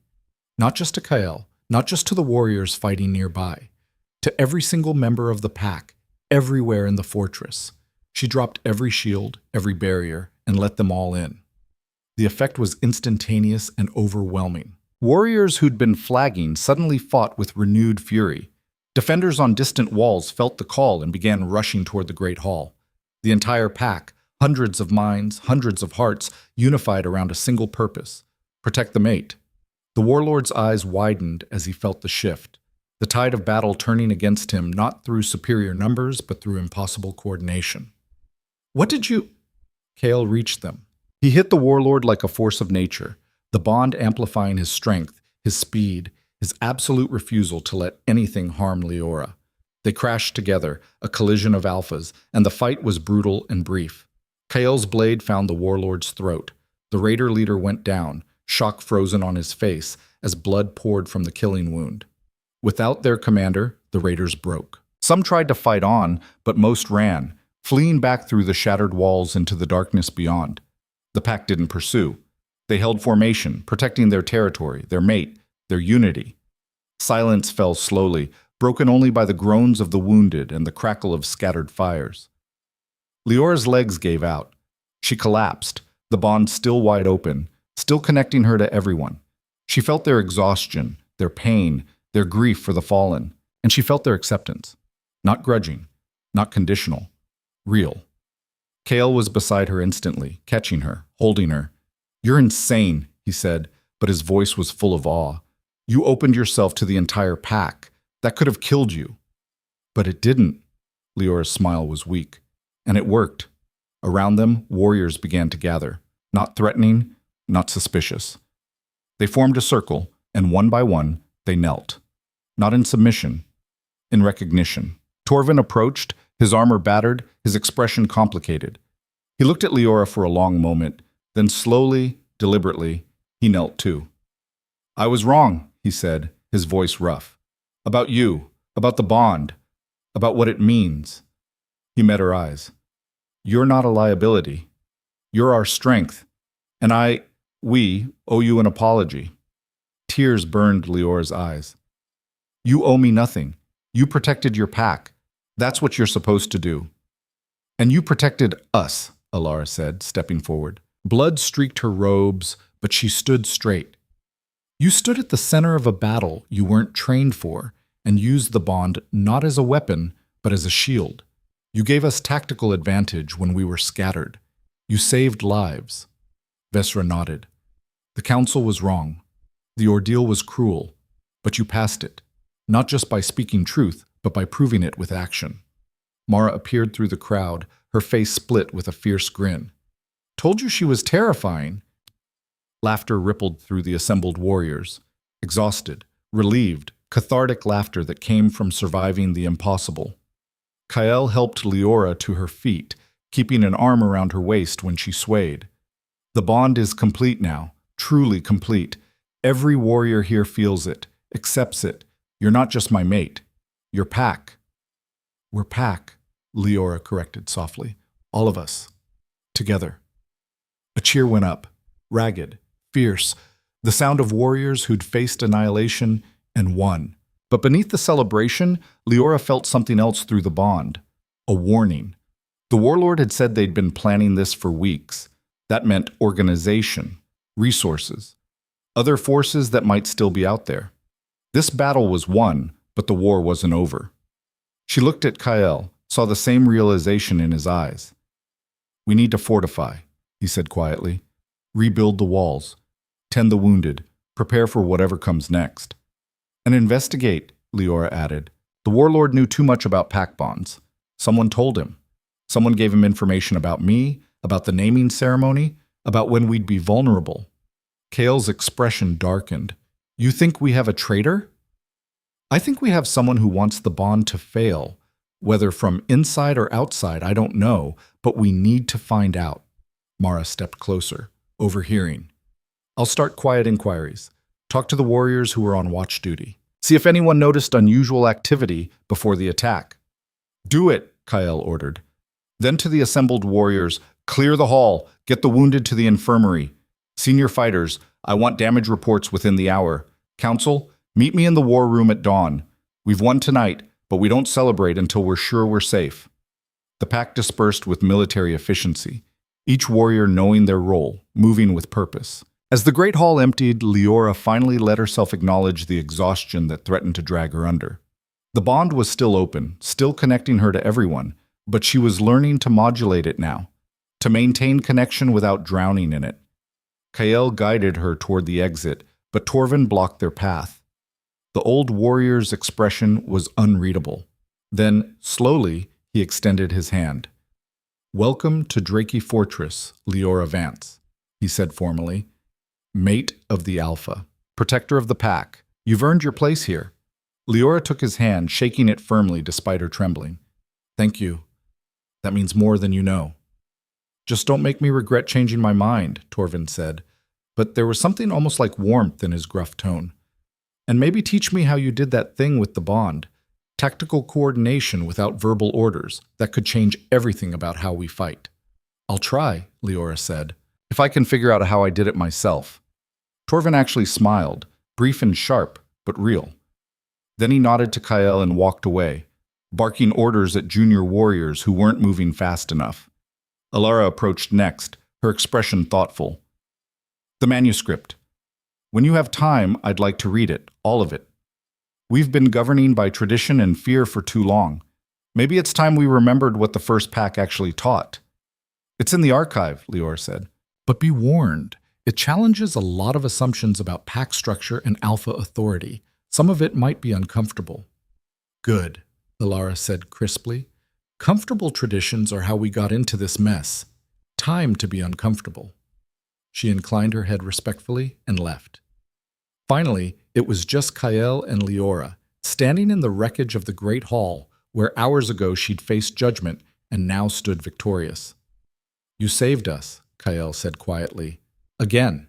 We saved each other, Leora corrected. That's what the bond means, not one protecting the other, both protecting both. He pulled her close, and she felt the bond settle into something warm and steady between them. Not the desperate surge of battle, but the quiet certainty of connection. I love you, he said. Simple, direct, true.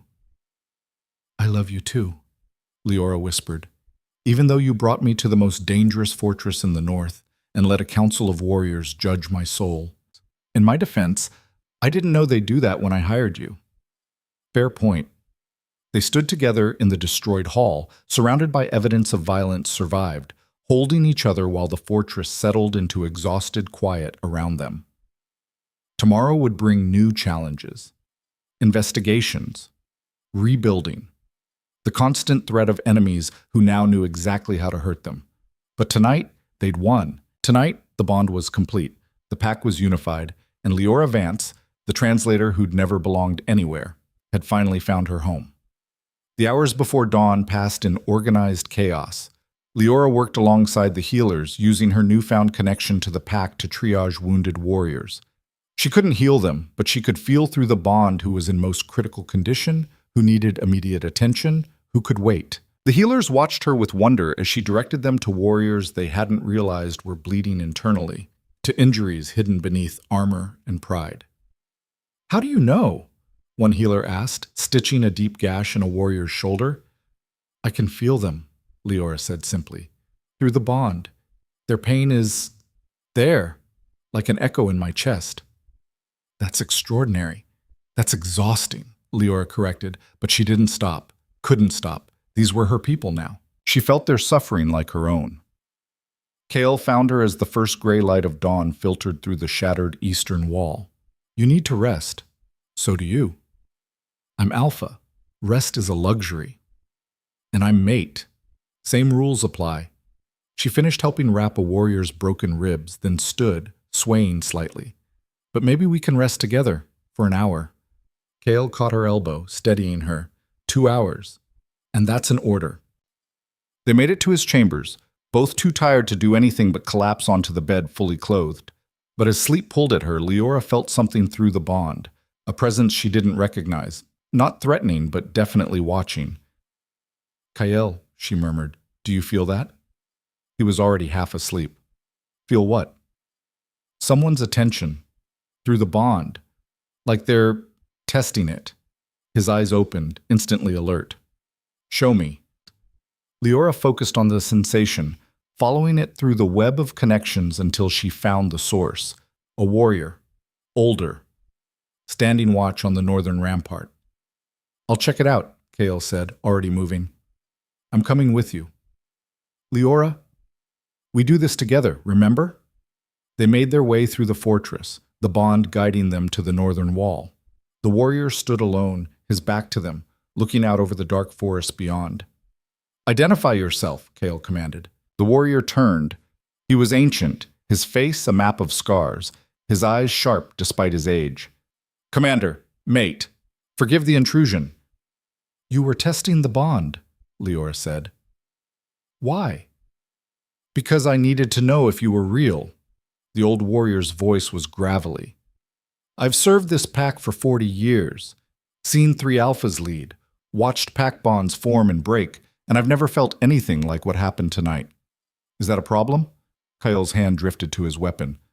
No, thus the old warrior smiled. It's a revelation. I'm old enough to remember stories from my grandmother, tales of the first pack, of bonds so strong that warriors could fight without speaking, could sense danger before it arrived. We thought they were myths, but tonight you proved their memory. Leora felt the sincerity through the bond. This man wasn't a threat. He was a witness. What's your name? She asked gently. Garrick. I was one of Sarah's trainers, taught her to fight when she was barely tall enough to hold a sword. His expression grew distant. She was fire and fury, brilliant in combat, but she fought alone even when bonded, never learned to lean on the pack the way you did tonight. I'm not trying to replace her, Leora said quietly. I know, you're not trying to be her, you're being yourself, and that's exactly what this pack needs. Garrick bowed his head respectfully. I just wanted you to know what you did tonight, opening the bond, trusting us to be worthy of that connection. It reminded us what we're supposed to be, not just warriors. Pack. Tears pricked Leora's eyes. Thank you. Garrick nodded to Kael, then returned to his watch. Kael and Leora stood together on the ramparts, watching the sun break over the eastern mountains, painting the sky in shades of gold and crimson. He's right, you know, Kael said, about Sarah. She was incredible, but she never fully trusted the bond, always kept part of herself separate. I thought that was strength. Maybe it was, Leora said, for her, for that time. But this is now, and I'm not built to hold myself apart. I either give everything or nothing. I know, he pulled her close. It terrifies me, but it's also why this works. They returned to his chambers as the fortress woke around them, warriors beginning the work of rebuilding, of tending the dead, of preparing for whatever came next. This time when they lay down, sleep came quickly. And for the first time since arriving at Drake Fortress, Leora slept without nightmares. She dreamed instead of roots growing deep into stone, of connections spreading like a vast network beneath the earth, of a fortress that was more than walls and warriors. She dreamed of home. When they woke hours later, the fortress had transformed. Debris had been cleared, wounded warriors were recovering, and in the courtyard someone had planted a banner, simple undyed fabric, like the robes from the ordeal, but marked with a new symbol. 2 hands clasped, one scarred and strong, one bearing the ash marks of the ritual, Alpha and Mate. Together. Mara waited for them at the base of the banner, her expression carefully neutral. The warriors made it this morning, she said. They wanted a symbol, something to represent what happened, what changed. It's perfect, Leora said, her voice thick with emotion. Don't let it go to your head, Mara said, but she was smiling. You've still got a lot to prove. And the council's waiting. They want to discuss what comes next. Let them wait a few more minutes, Kael said. He turned to the gathered warriors. More had assembled, drawn by the banner, by curiosity, by the bond. Listen up. Last night we faced annihilation. We survived because we fought as one, because we trusted the bond, because we remembered what it means to be pack. Warriors straightened, attention sharpening. But we also learned we have enemies who understand our strength and will target our vulnerabilities, Kael continued. So we adapt. We train harder. We fight smarter. And we protect what's ours. This fortress. This pack. This bond. With everything we have. A roar of approval went up. And one more thing, Kael said, his voice carrying across the courtyard. From this day forward, Leora Vance isn't just my mate. She's pack counsel. She speaks with my authority on all matters of strategy and defense. Anyone who questions her questions me. Anyone who threatens her threatens us all. Is that clear? The response was immediate and unified. Yes, Commander. Leora stared at him, shocked. Kael, you can't just... I can, and I did. He met her eyes. You proved yourself last night, not just to me, to everyone. You've earned the right to stand beside me, not behind, beside. Torvin pushed through the crowd, followed by Alara and Vesra, the council, minus 2 members who'd fallen in battle. The pack has spoken, Torvin said gruffly. And for once, the old guard agrees. You've earned your place, Leora Vance. Now, let's see if you can keep it. Challenge accepted, Leora said, lifting her chin. And as the sun climbed higher, as the fortress buzzed with renewed purpose, as the bond hummed strong and steady through every warrior present, Leora Vance felt something she'd never felt before. Not just acceptance, belonging. She was home, and she'd defend it with her last breath. The war room had been hastily restored after the attack, its table cleared of rubble, fresh maps unrolled across scarred wood. Leora stood beside Kael at the head, no longer a visitor being judged, but pack counsel with authority equal to any veteran commander. The shift in her position was palpable. Warriors who'd questioned her existence now waited for her input with genuine attention. Torvin spread his hands across a territorial map, his scarred fingers tracing the forest boundaries. We've sent scouts to track the retreating raiders. They scattered into 3 groups, heading north, east, and west. Professional dispersal. They knew exactly what they were doing. Which means they'll regroup, Mara added, standing across from them. The warlord's dead, but an operation that sophisticated doesn't collapse just because you cut off the head. Someone else will take command. Alara nodded grimly. And they know our vulnerabilities now. They know about the bond, about Leora, about how the pack responds to threats against the mate. That knowledge makes them exponentially more dangerous. Leora studied the map, her mind working through tactical possibilities while the bond hummed in the background of her consciousness. She could feel the fortress around her, warriors on patrol, craftsmen repairing walls, healers tending wounded, all of it connected through invisible threads that led back to her and Kael. The warlord said they'd been planning for weeks, she said quietly. That means reconnaissance, observation. Someone was feeding them information. I've been investigating that. Mara's jaw tightened. And I found something disturbing. 3 warriors reported seeing a messenger bird leaving the fortress the night before the ordeal, a courier hawk marked with southern insignia. Southern? Kael's voice went cold. As in the southern territories? The same territories that have been trying to expand north for the past decade, Torvin growled. The same bastards who think frontier fortresses are weak links ripe for conquest. Vesra leaned forward, her sharp eyes calculating. If the southern lords are backing these raiders, we're not just dealing with bandits, we're dealing with a political play. They want Drakey Fortress, they want the territory, and they're using raiders as proxies to soften us up before making an official move. Can you prove it? Leora asked Mara. Not yet, but I traced the hawk's flight path. It headed south before my scout lost sight of it, and I found this. She placed a small object on the table, a ring, simple bronze, marked with a seal. One of the dead raiders was wearing it, Southern military issue, officers only. The implications crashed through the room like a shockwave. They're not just backing the raids, Kael said, his voice deadly quiet. They're running them. using mercenaries and conscripts to do the dying while Southern officers direct strategy. That's an act of war. An undeclared war, Alara corrected, which means we can't appeal to regional councils or invoke mutual defense pacts. Officially, this is just raiders testing frontier defenses. If we accuse the South without proof, we look paranoid. If we do nothing, they'll keep chipping away until we collapse. Leora felt frustration building through the bond. Not just hers, but Kael's, the council's. Every warrior who understood they were fighting an enemy that hid behind proxies and plausible deniability. Then we make them show themselves, she said. Every head turned toward her. How? Torvin asked, skepticism warring with curiosity. Leora's mind raced, pieces falling into place with crystalline clarity. They want the fortress, but they can't take it by force, not while the pack is unified through the bond. So they tried to eliminate me, betting that breaking the bond would fracture the pack. It almost worked. But now we're stronger than before, united in ways they can't predict or counter. Get to the point, Vesra said, but there was no hostility in her tone. Just urgency. We use that strength, Leora continued, her voice gaining confidence. We don't just defend, we push back. We hunt down every raider group, every safe house, every supply cache in the region.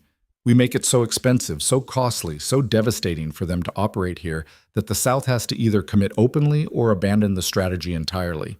That's aggressive, Mara said, but her eyes gleamed with approval. Risky.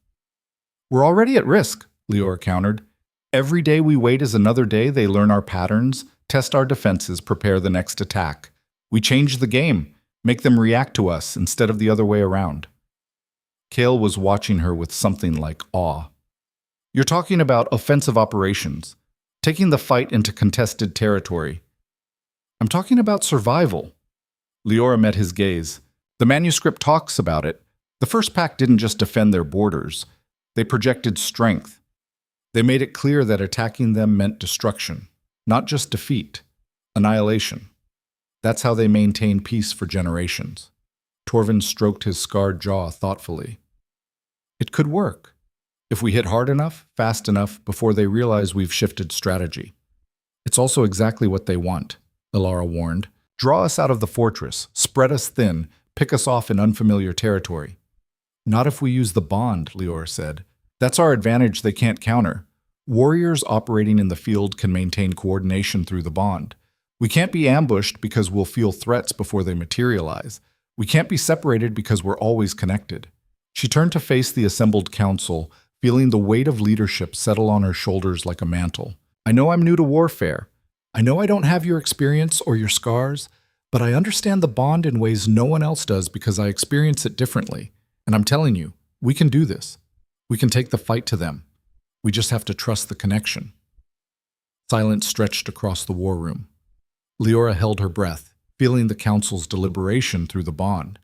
Doubt mixing with hope, fear warring with determination. Then Torvin slammed his fist on the table, a grin splitting his scarred face. I'm in.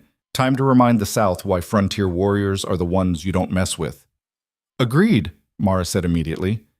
Vesra and Alara exchanged glances, then nodded in unison. Kael's hand found Leora's under the table, squeezing once. Pride and love pulsed through the bond. Then we plan offensive operations. Mara, I want intelligence on every known raider position within 100 miles. Torvin, start selecting strike teams. Small, fast, lethal. Alara, work with Leora on bond coordination protocols. If we're going to use this connection as a tactical weapon, we need to understand its limits.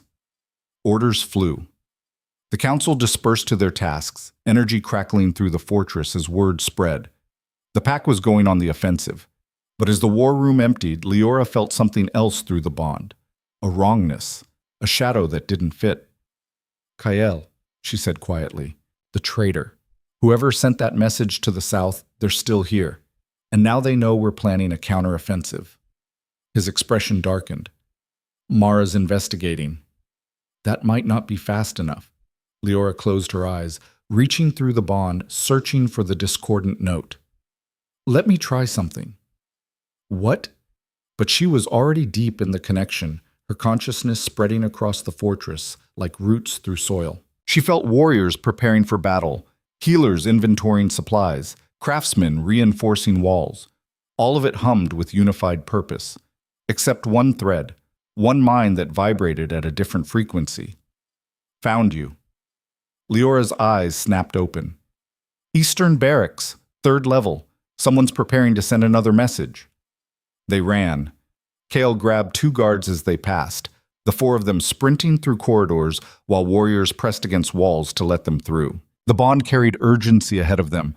Leora felt other warriors responding, converging on the Eastern Barracks without being told. They burst onto the 3rd level to find a young warrior at the window, a courier hawk perched on his arm, a sealed message tube attached to its leg. "Step away from the bird," Kael commanded, his voice carrying alpha authority that made the young warrior freeze instinctively. But the fighter recovered fast, reaching for his blade. "I don't answer to traitors who let outsiders corrupt pack law." "You're the traitor," Mara snarled, appearing from the stairwell with 5 more warriors. "You've been feeding information to the south. How long?" The young warrior, barely past 20, Leora realized with a pang, backed against the wall, defiance warring with fear on his face. "Since they approached me 6 months ago. Since they promised me a real position in a real army, instead of rotting in this forgotten corner of nowhere, under a broken alpha who cares more about some stranger than his own pack." "Watch your mouth," Torvin growled, emerging behind Mara, "or I'll remove your tongue before we get to the execution." "You think I'm the only one?" The traitor's voice rose, desperate and angry. "You think everyone accepted this bond? This outsider who walked in and took over? There are others who remember what this pack used to be, what it should be. Strong, pure, not corrupted by some manuscript reading, nobody who—" Leora stepped forward, and something in her expression made the traitor's voice die mid-sentence. "You're afraid," she said quietly. "I can feel it through the bond. You're terrified that everything's changing, that the old certainties don't apply anymore. I understand that. Change is frightening." "You understand nothing," he spat. "I understand that you've been lied to." Leora kept her voice calm, but the bond amplified her words, carrying them through the barracks so every warrior on this level could hear. "The South promised you purpose, position, a place in their army. But they were using you. They don't want warriors. They want intelligence. And once this fortress falls, once they take the territory, do you really think they'll honor promises made to the person who betrayed his own pack?" Uncertainty flickered across the traitor's face. "You're already dead to them," Leora continued. "Traitors can't be trusted. They'll use the information you gave them, they'll claim the fortress, and then they'll execute you as an example. That's how empires work." "She's right," Kael said, his voice hard but not cruel. "I've seen it before. The South doesn't reward betrayal. They exploit it." The young warrior's shoulders slumped, the fight draining out of him. The hawk fluttered, uncertain. "I just wanted to matter," he whispered, "to be more than another nameless fighter in a forgotten fortress." "You could have mattered here," Mara said. "You could have been part of something real. Instead, you chose fear." "Take him to the holding cells," Kael ordered. "We'll convene a tribunal after we deal with the immediate threat and confiscate that message. I want to know exactly what he was sending." Guards moved forward, disarming the traitor and leading him away. The hawk was captured, the message tube removed. Torvin opened it, scanned the contents, and swore viciously. "Details about our offensive plans, troop numbers, proposed strike team compositions, everything we just discussed in the war room." "How?" Ilara demanded. "We were all there." "He wasn't." "But he has access to the bond," Leora said slowly, realization dawning. "A warrior who's connected but resentful, who's been fighting the bond instead of accepting it, he might be able to pull information through the connection without us noticing." "That's not possible," Veshra said. "It shouldn't be," Leora agreed. "But the bond is still so new, so misunderstood. We're learning what it can do in real time, and apparently it can be abused by someone who knows what they're looking for." Kael's expression went grim. "Then we have a bigger problem than one traitor. If the bond can be exploited, if resentful warriors can pull tactical information through the connection without consent, we're vulnerable in ways we never anticipated." The realization settled over the group like ice water. "We need to shield the bond," Leora said. "Create barriers." The manuscript mentioned it. Techniques the first pack used to protect sensitive information while maintaining pack unity. I haven't translated those sections yet, but I can. How long? Kael asked. 2 days? Maybe less if I work straight through. Then you work straight through, Torvin said, because we're not launching any offensive until we know our plans won't be leaked to the enemy through our own connection. They returned to the war room, the mood darker now. The traitor's capture should have felt like victory, but instead it revealed a vulnerability they'd never considered. Leora threw herself into the manuscript with desperate focus, barely stopping to eat or sleep. Kael brought her meals, sat with her while she worked, occasionally asking questions about what she was finding. The sections on bond protection were complex, written in archaic dialect that required cross-referencing with other texts. But slowly, patterns emerged. The first pack hadn't tried to eliminate the bond's openness. Instead, they'd created layers, circles of trust where certain information flowed freely, while other knowledge remained protected. Warriors could maintain pack connection without accessing sensitive tactical data unless explicitly brought into planning. It was elegant, sophisticated, and required both alpha and mate to establish the barriers together. It's like building rooms in a house, Leora explained to Kael as dawn broke on the second day. The main bond is this foundation that stays open, connecting everyone. But we can create separate spaces for council business, tactical planning, personal thoughts. Warriors feel the general connection without accessing specific content. Can you teach me how to do it? We do it together. According to the text, the alpha provides structure and the mate provides weaving. You create the framework, I connect it through the bond. They practiced for hours, Kael visualizing the barriers he wanted to build, while Leora wove them through the pack connection. It was exhausting, intricate work that required absolute synchronization. But by midday, they'd succeeded. Leora could feel it, layers of connection, like concentric circles. The outer ring connected all warriors in basic pack sense.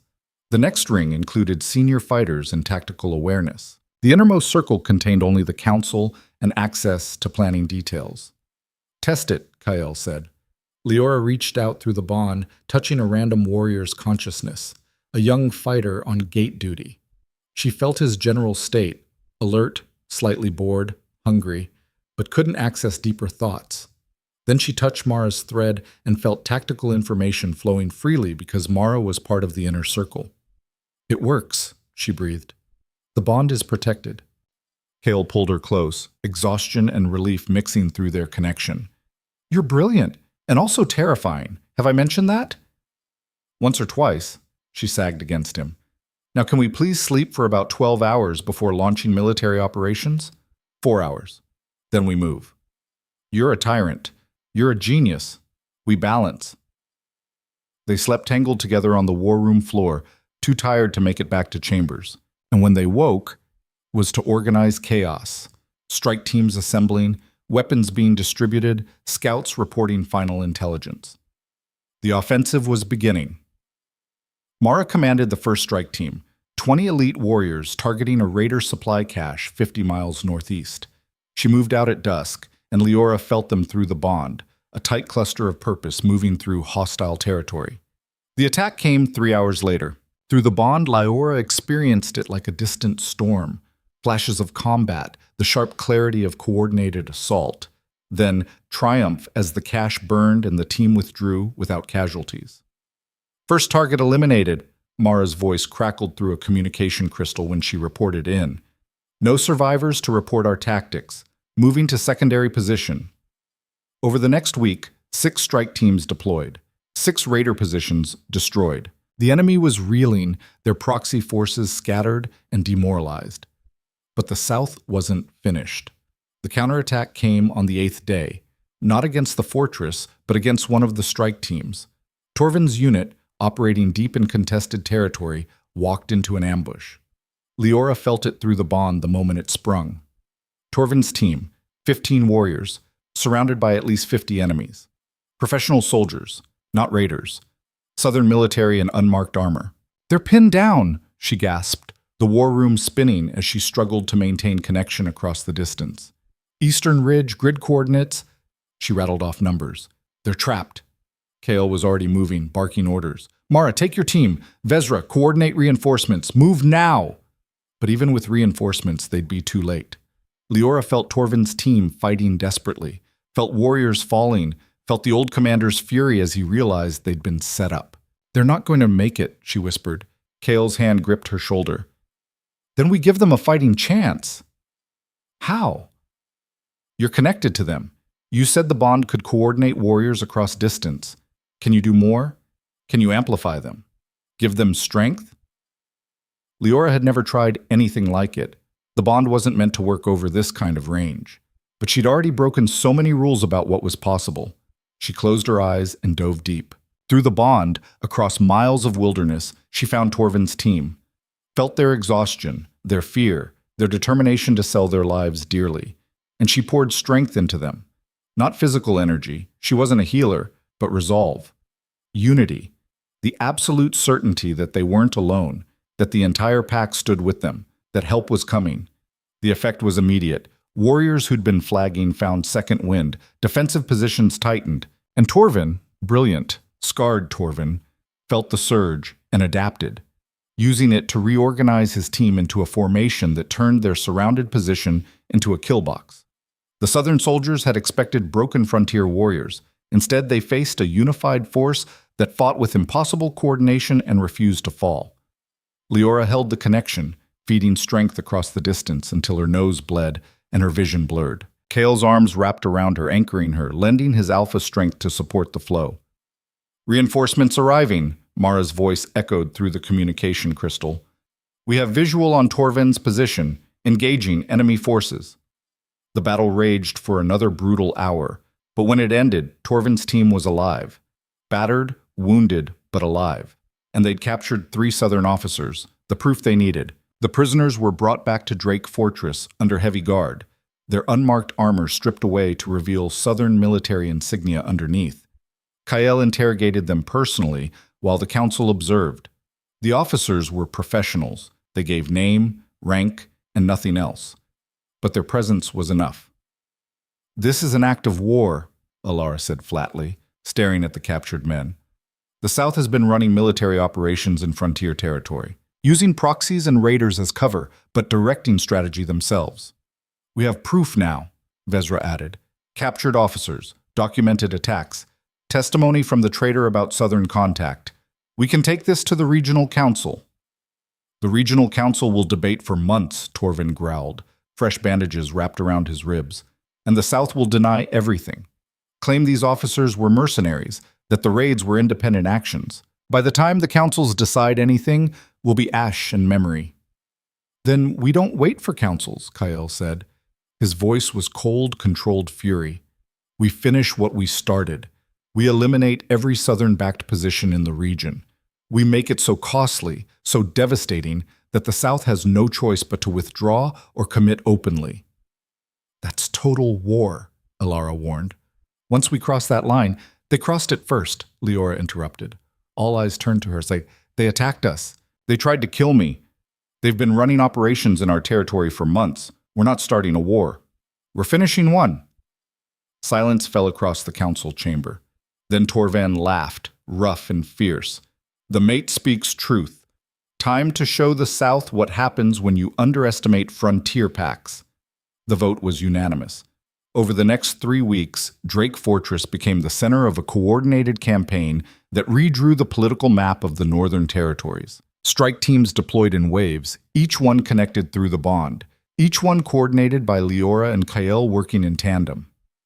Raider camps burned, supply lines collapsed. Southern officers found themselves hunted by warriors who moved with impossible unity and fought with terrifying precision. The South tried to adapt, sending larger forces, better-equipped mercenaries. But they couldn't counter the bond. Every ambush was detected before it sprung. Every trap was avoided. Every weakness was exploited with surgical efficiency. And through it all, Leora stood at the center of the web, her consciousness spread across hundreds of warriors, coordinating movements that would have required days of planning in moments of intuitive connection. She was burning herself out. Kael could see it, the exhaustion that never fully left her eyes, the way she swayed when she stood too fast, the headaches that left her gasping. You need to rest, he said one night, finding her collapsed over tactical maps. We're winning, she murmured, just a little longer. We're winning because you're destroying yourself to hold the connection. That's not sustainable. It doesn't have to be sustainable, just long enough to break their will. And she was right. 6 weeks after the offensive began, a Southern diplomatic envoy arrived at Drake Fortress under flag of truce. The envoy was a woman in expensive robes, her expression carefully neutral as she stood before Kael and Leora in the Great Hall, now fully rebuilt, its walls bearing marks of battle but standing strong. The Southern lords wished to propose a ceasefire, the envoy said formally, and to negotiate terms for cessation of hostilities. Interesting choice of words, Kael observed. Cessation of hostilities, not acknowledgement of wrongdoing, not reparations for attacks on frontier territory. The envoy's expression tightened. The South maintains that recent activities were independent raider groups. Save it, Leora cut her off. The envoy's eyes widened at being interrupted. We have captured officers, documented evidence, testimony from multiple sources. You can maintain your official fiction for the regional council, but we both know the truth. Perhaps we do, the envoy conceded carefully, which is why the lords are prepared to be generous in their terms. Withdrawal of all Southern presence from disputed territories, trade concessions, recognition of Drake Fortress's expanded territorial claims, in exchange for cessation of attacks and discretion regarding certain operational details. They want us to keep quiet about their involvement, Kael translated, to let them save face while they retreat. Essentially, yes. Leora and Kael exchanged glances, an entire conversation flowing through the bond in seconds. They'd won. The South was backing down, offering everything they'd fought for and more. But there was one more thing. Agreed, Kael said. On one additional condition. The envoy waited, wary. The South will formally recognize the bond between Alpha and Mate as legitimate pack law, not just for Drake Fortress, but for all frontier territories. You'll use your influence to make it official council doctrine. That's an unusual request, the envoy said slowly. That's the price, Leora said firmly. We fought to protect our bond. We won. Now we want to make sure no other frontier pack has to fight the same battle. Recognize the bond as law, and we'll keep your secrets. The envoy considered for a long moment. Then she nodded. I'll carry the proposal to the lords. I believe they'll accept. 2 weeks later, the formal agreement arrived. The South withdrew completely from frontier territories. Trade routes reopened. And buried in the diplomatic language was formal recognition of mate bonds as legitimate pack law. Drake Fortress had won not just a military victory, but a political one that would reshape frontier culture for generations. The celebration lasted 3 days. Warriors who'd fought in the offensive returned to heroes' welcome. The fortress overflowed with relief, pride, and the fierce joy of survival against impossible odds. On the third night, Kael found Leora on the northern ramparts, staring out at the forest that had seemed so threatening when she'd first arrived, and now felt like home. You're thinking, he said, settling beside her. Dangerous habit. One of your many. He pulled her close, and the bond hummed contentedly between them. What's on your mind? I was just remembering that first day. Walking through the gate. Watching warriors bow and having no idea why. Being terrified that I'd made a terrible mistake coming here. And now? Leora smiled. Now I know it was the best decision I ever made. Even with the battles and the terror and that awful council trial, even with almost dying several times. She gestured at the fortress, the warriors moving below, the bond connecting them all. This is worth it. You're worth it, Kael corrected. You came here as a translator and became pack council, strategic commander, and the person who fundamentally changed what it means to be a frontier pack. You remade us. We remade each other. Fair point. They stood in comfortable silence, watching the stars emerge as night deepened. The manuscript, Leora said eventually. I finished translating it. All of it. There's so much more. Techniques for using the bond in ways we haven't even explored yet. Training methods. Diplomatic protocols. The first pack built an entire civilization on these principles. Can we? I don't know. but I think we can try. Other fortresses are already asking questions, wanting to know how we coordinated the offensive, how we won against superior numbers. Word is spreading about the bond, about what's possible when alpha and mate work together. You want to teach them. I want to share what we've learned, so no one else has to fight as hard as we did just to be accepted. She turned to face him fully.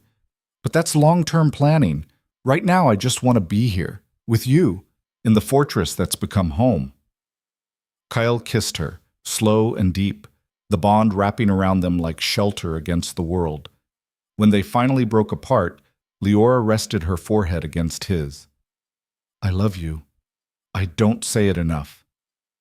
You say it every time you coordinate warriors through the bond, every time you stand in the war room and make impossible plans work, every time you refuse to back down even when you're terrified.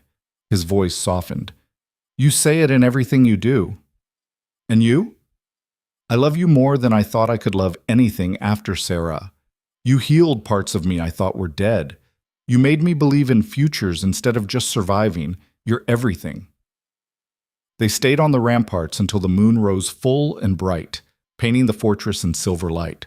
Below, warriors moved through their routines, training, laughing, living. The bond connected them all, a web of consciousness that pulsed with life and purpose. Lyora Vance had arrived at Drakey Fortress alone, expecting cold stares and academic work. Instead, she'd found a bond that defied explanation, a love that conquered fear, and a home worth defending with everything she had. The frontier was harsh. The threats were real. The future was uncertain. But standing on those ramparts, connected to Kyle, and through him to an entire pack that had accepted her as one of their own, Leora felt something she'd never felt before. Complete. And in a world that demanded constant survival, that moment of completion was worth more than gold, more than glory, more than anything she'd ever imagined. She was home. She was pack. She was exactly where she belonged. And together with Kyle, with the warriors who'd become family, with the bond connecting them all, she would defend this home, this pack, this love with her last breath. The girl who'd never belonged anywhere had finally found her place, and she would never let it go. The moon climbed higher. The fortress settled into peaceful night, and two figures stood together on the ramparts, hands clasped, hearts bonded, watching over the home they'd fought to protect and the future they'd dared to claim. In the harsh world of the northern frontier where survival was never guaranteed and tomorrow was always uncertain, Kyle Drake and Leora Vance had forged something rare and precious. Not just love, not just leadership, but hope. And that hope would light the way for every frontier pack that followed, proof that choosing courage over fear, unity over tradition, and love over loneliness could change everything. The stars wheeled overhead, the bond hummed strong and steady, and in Drake Fortress, a new era had begun.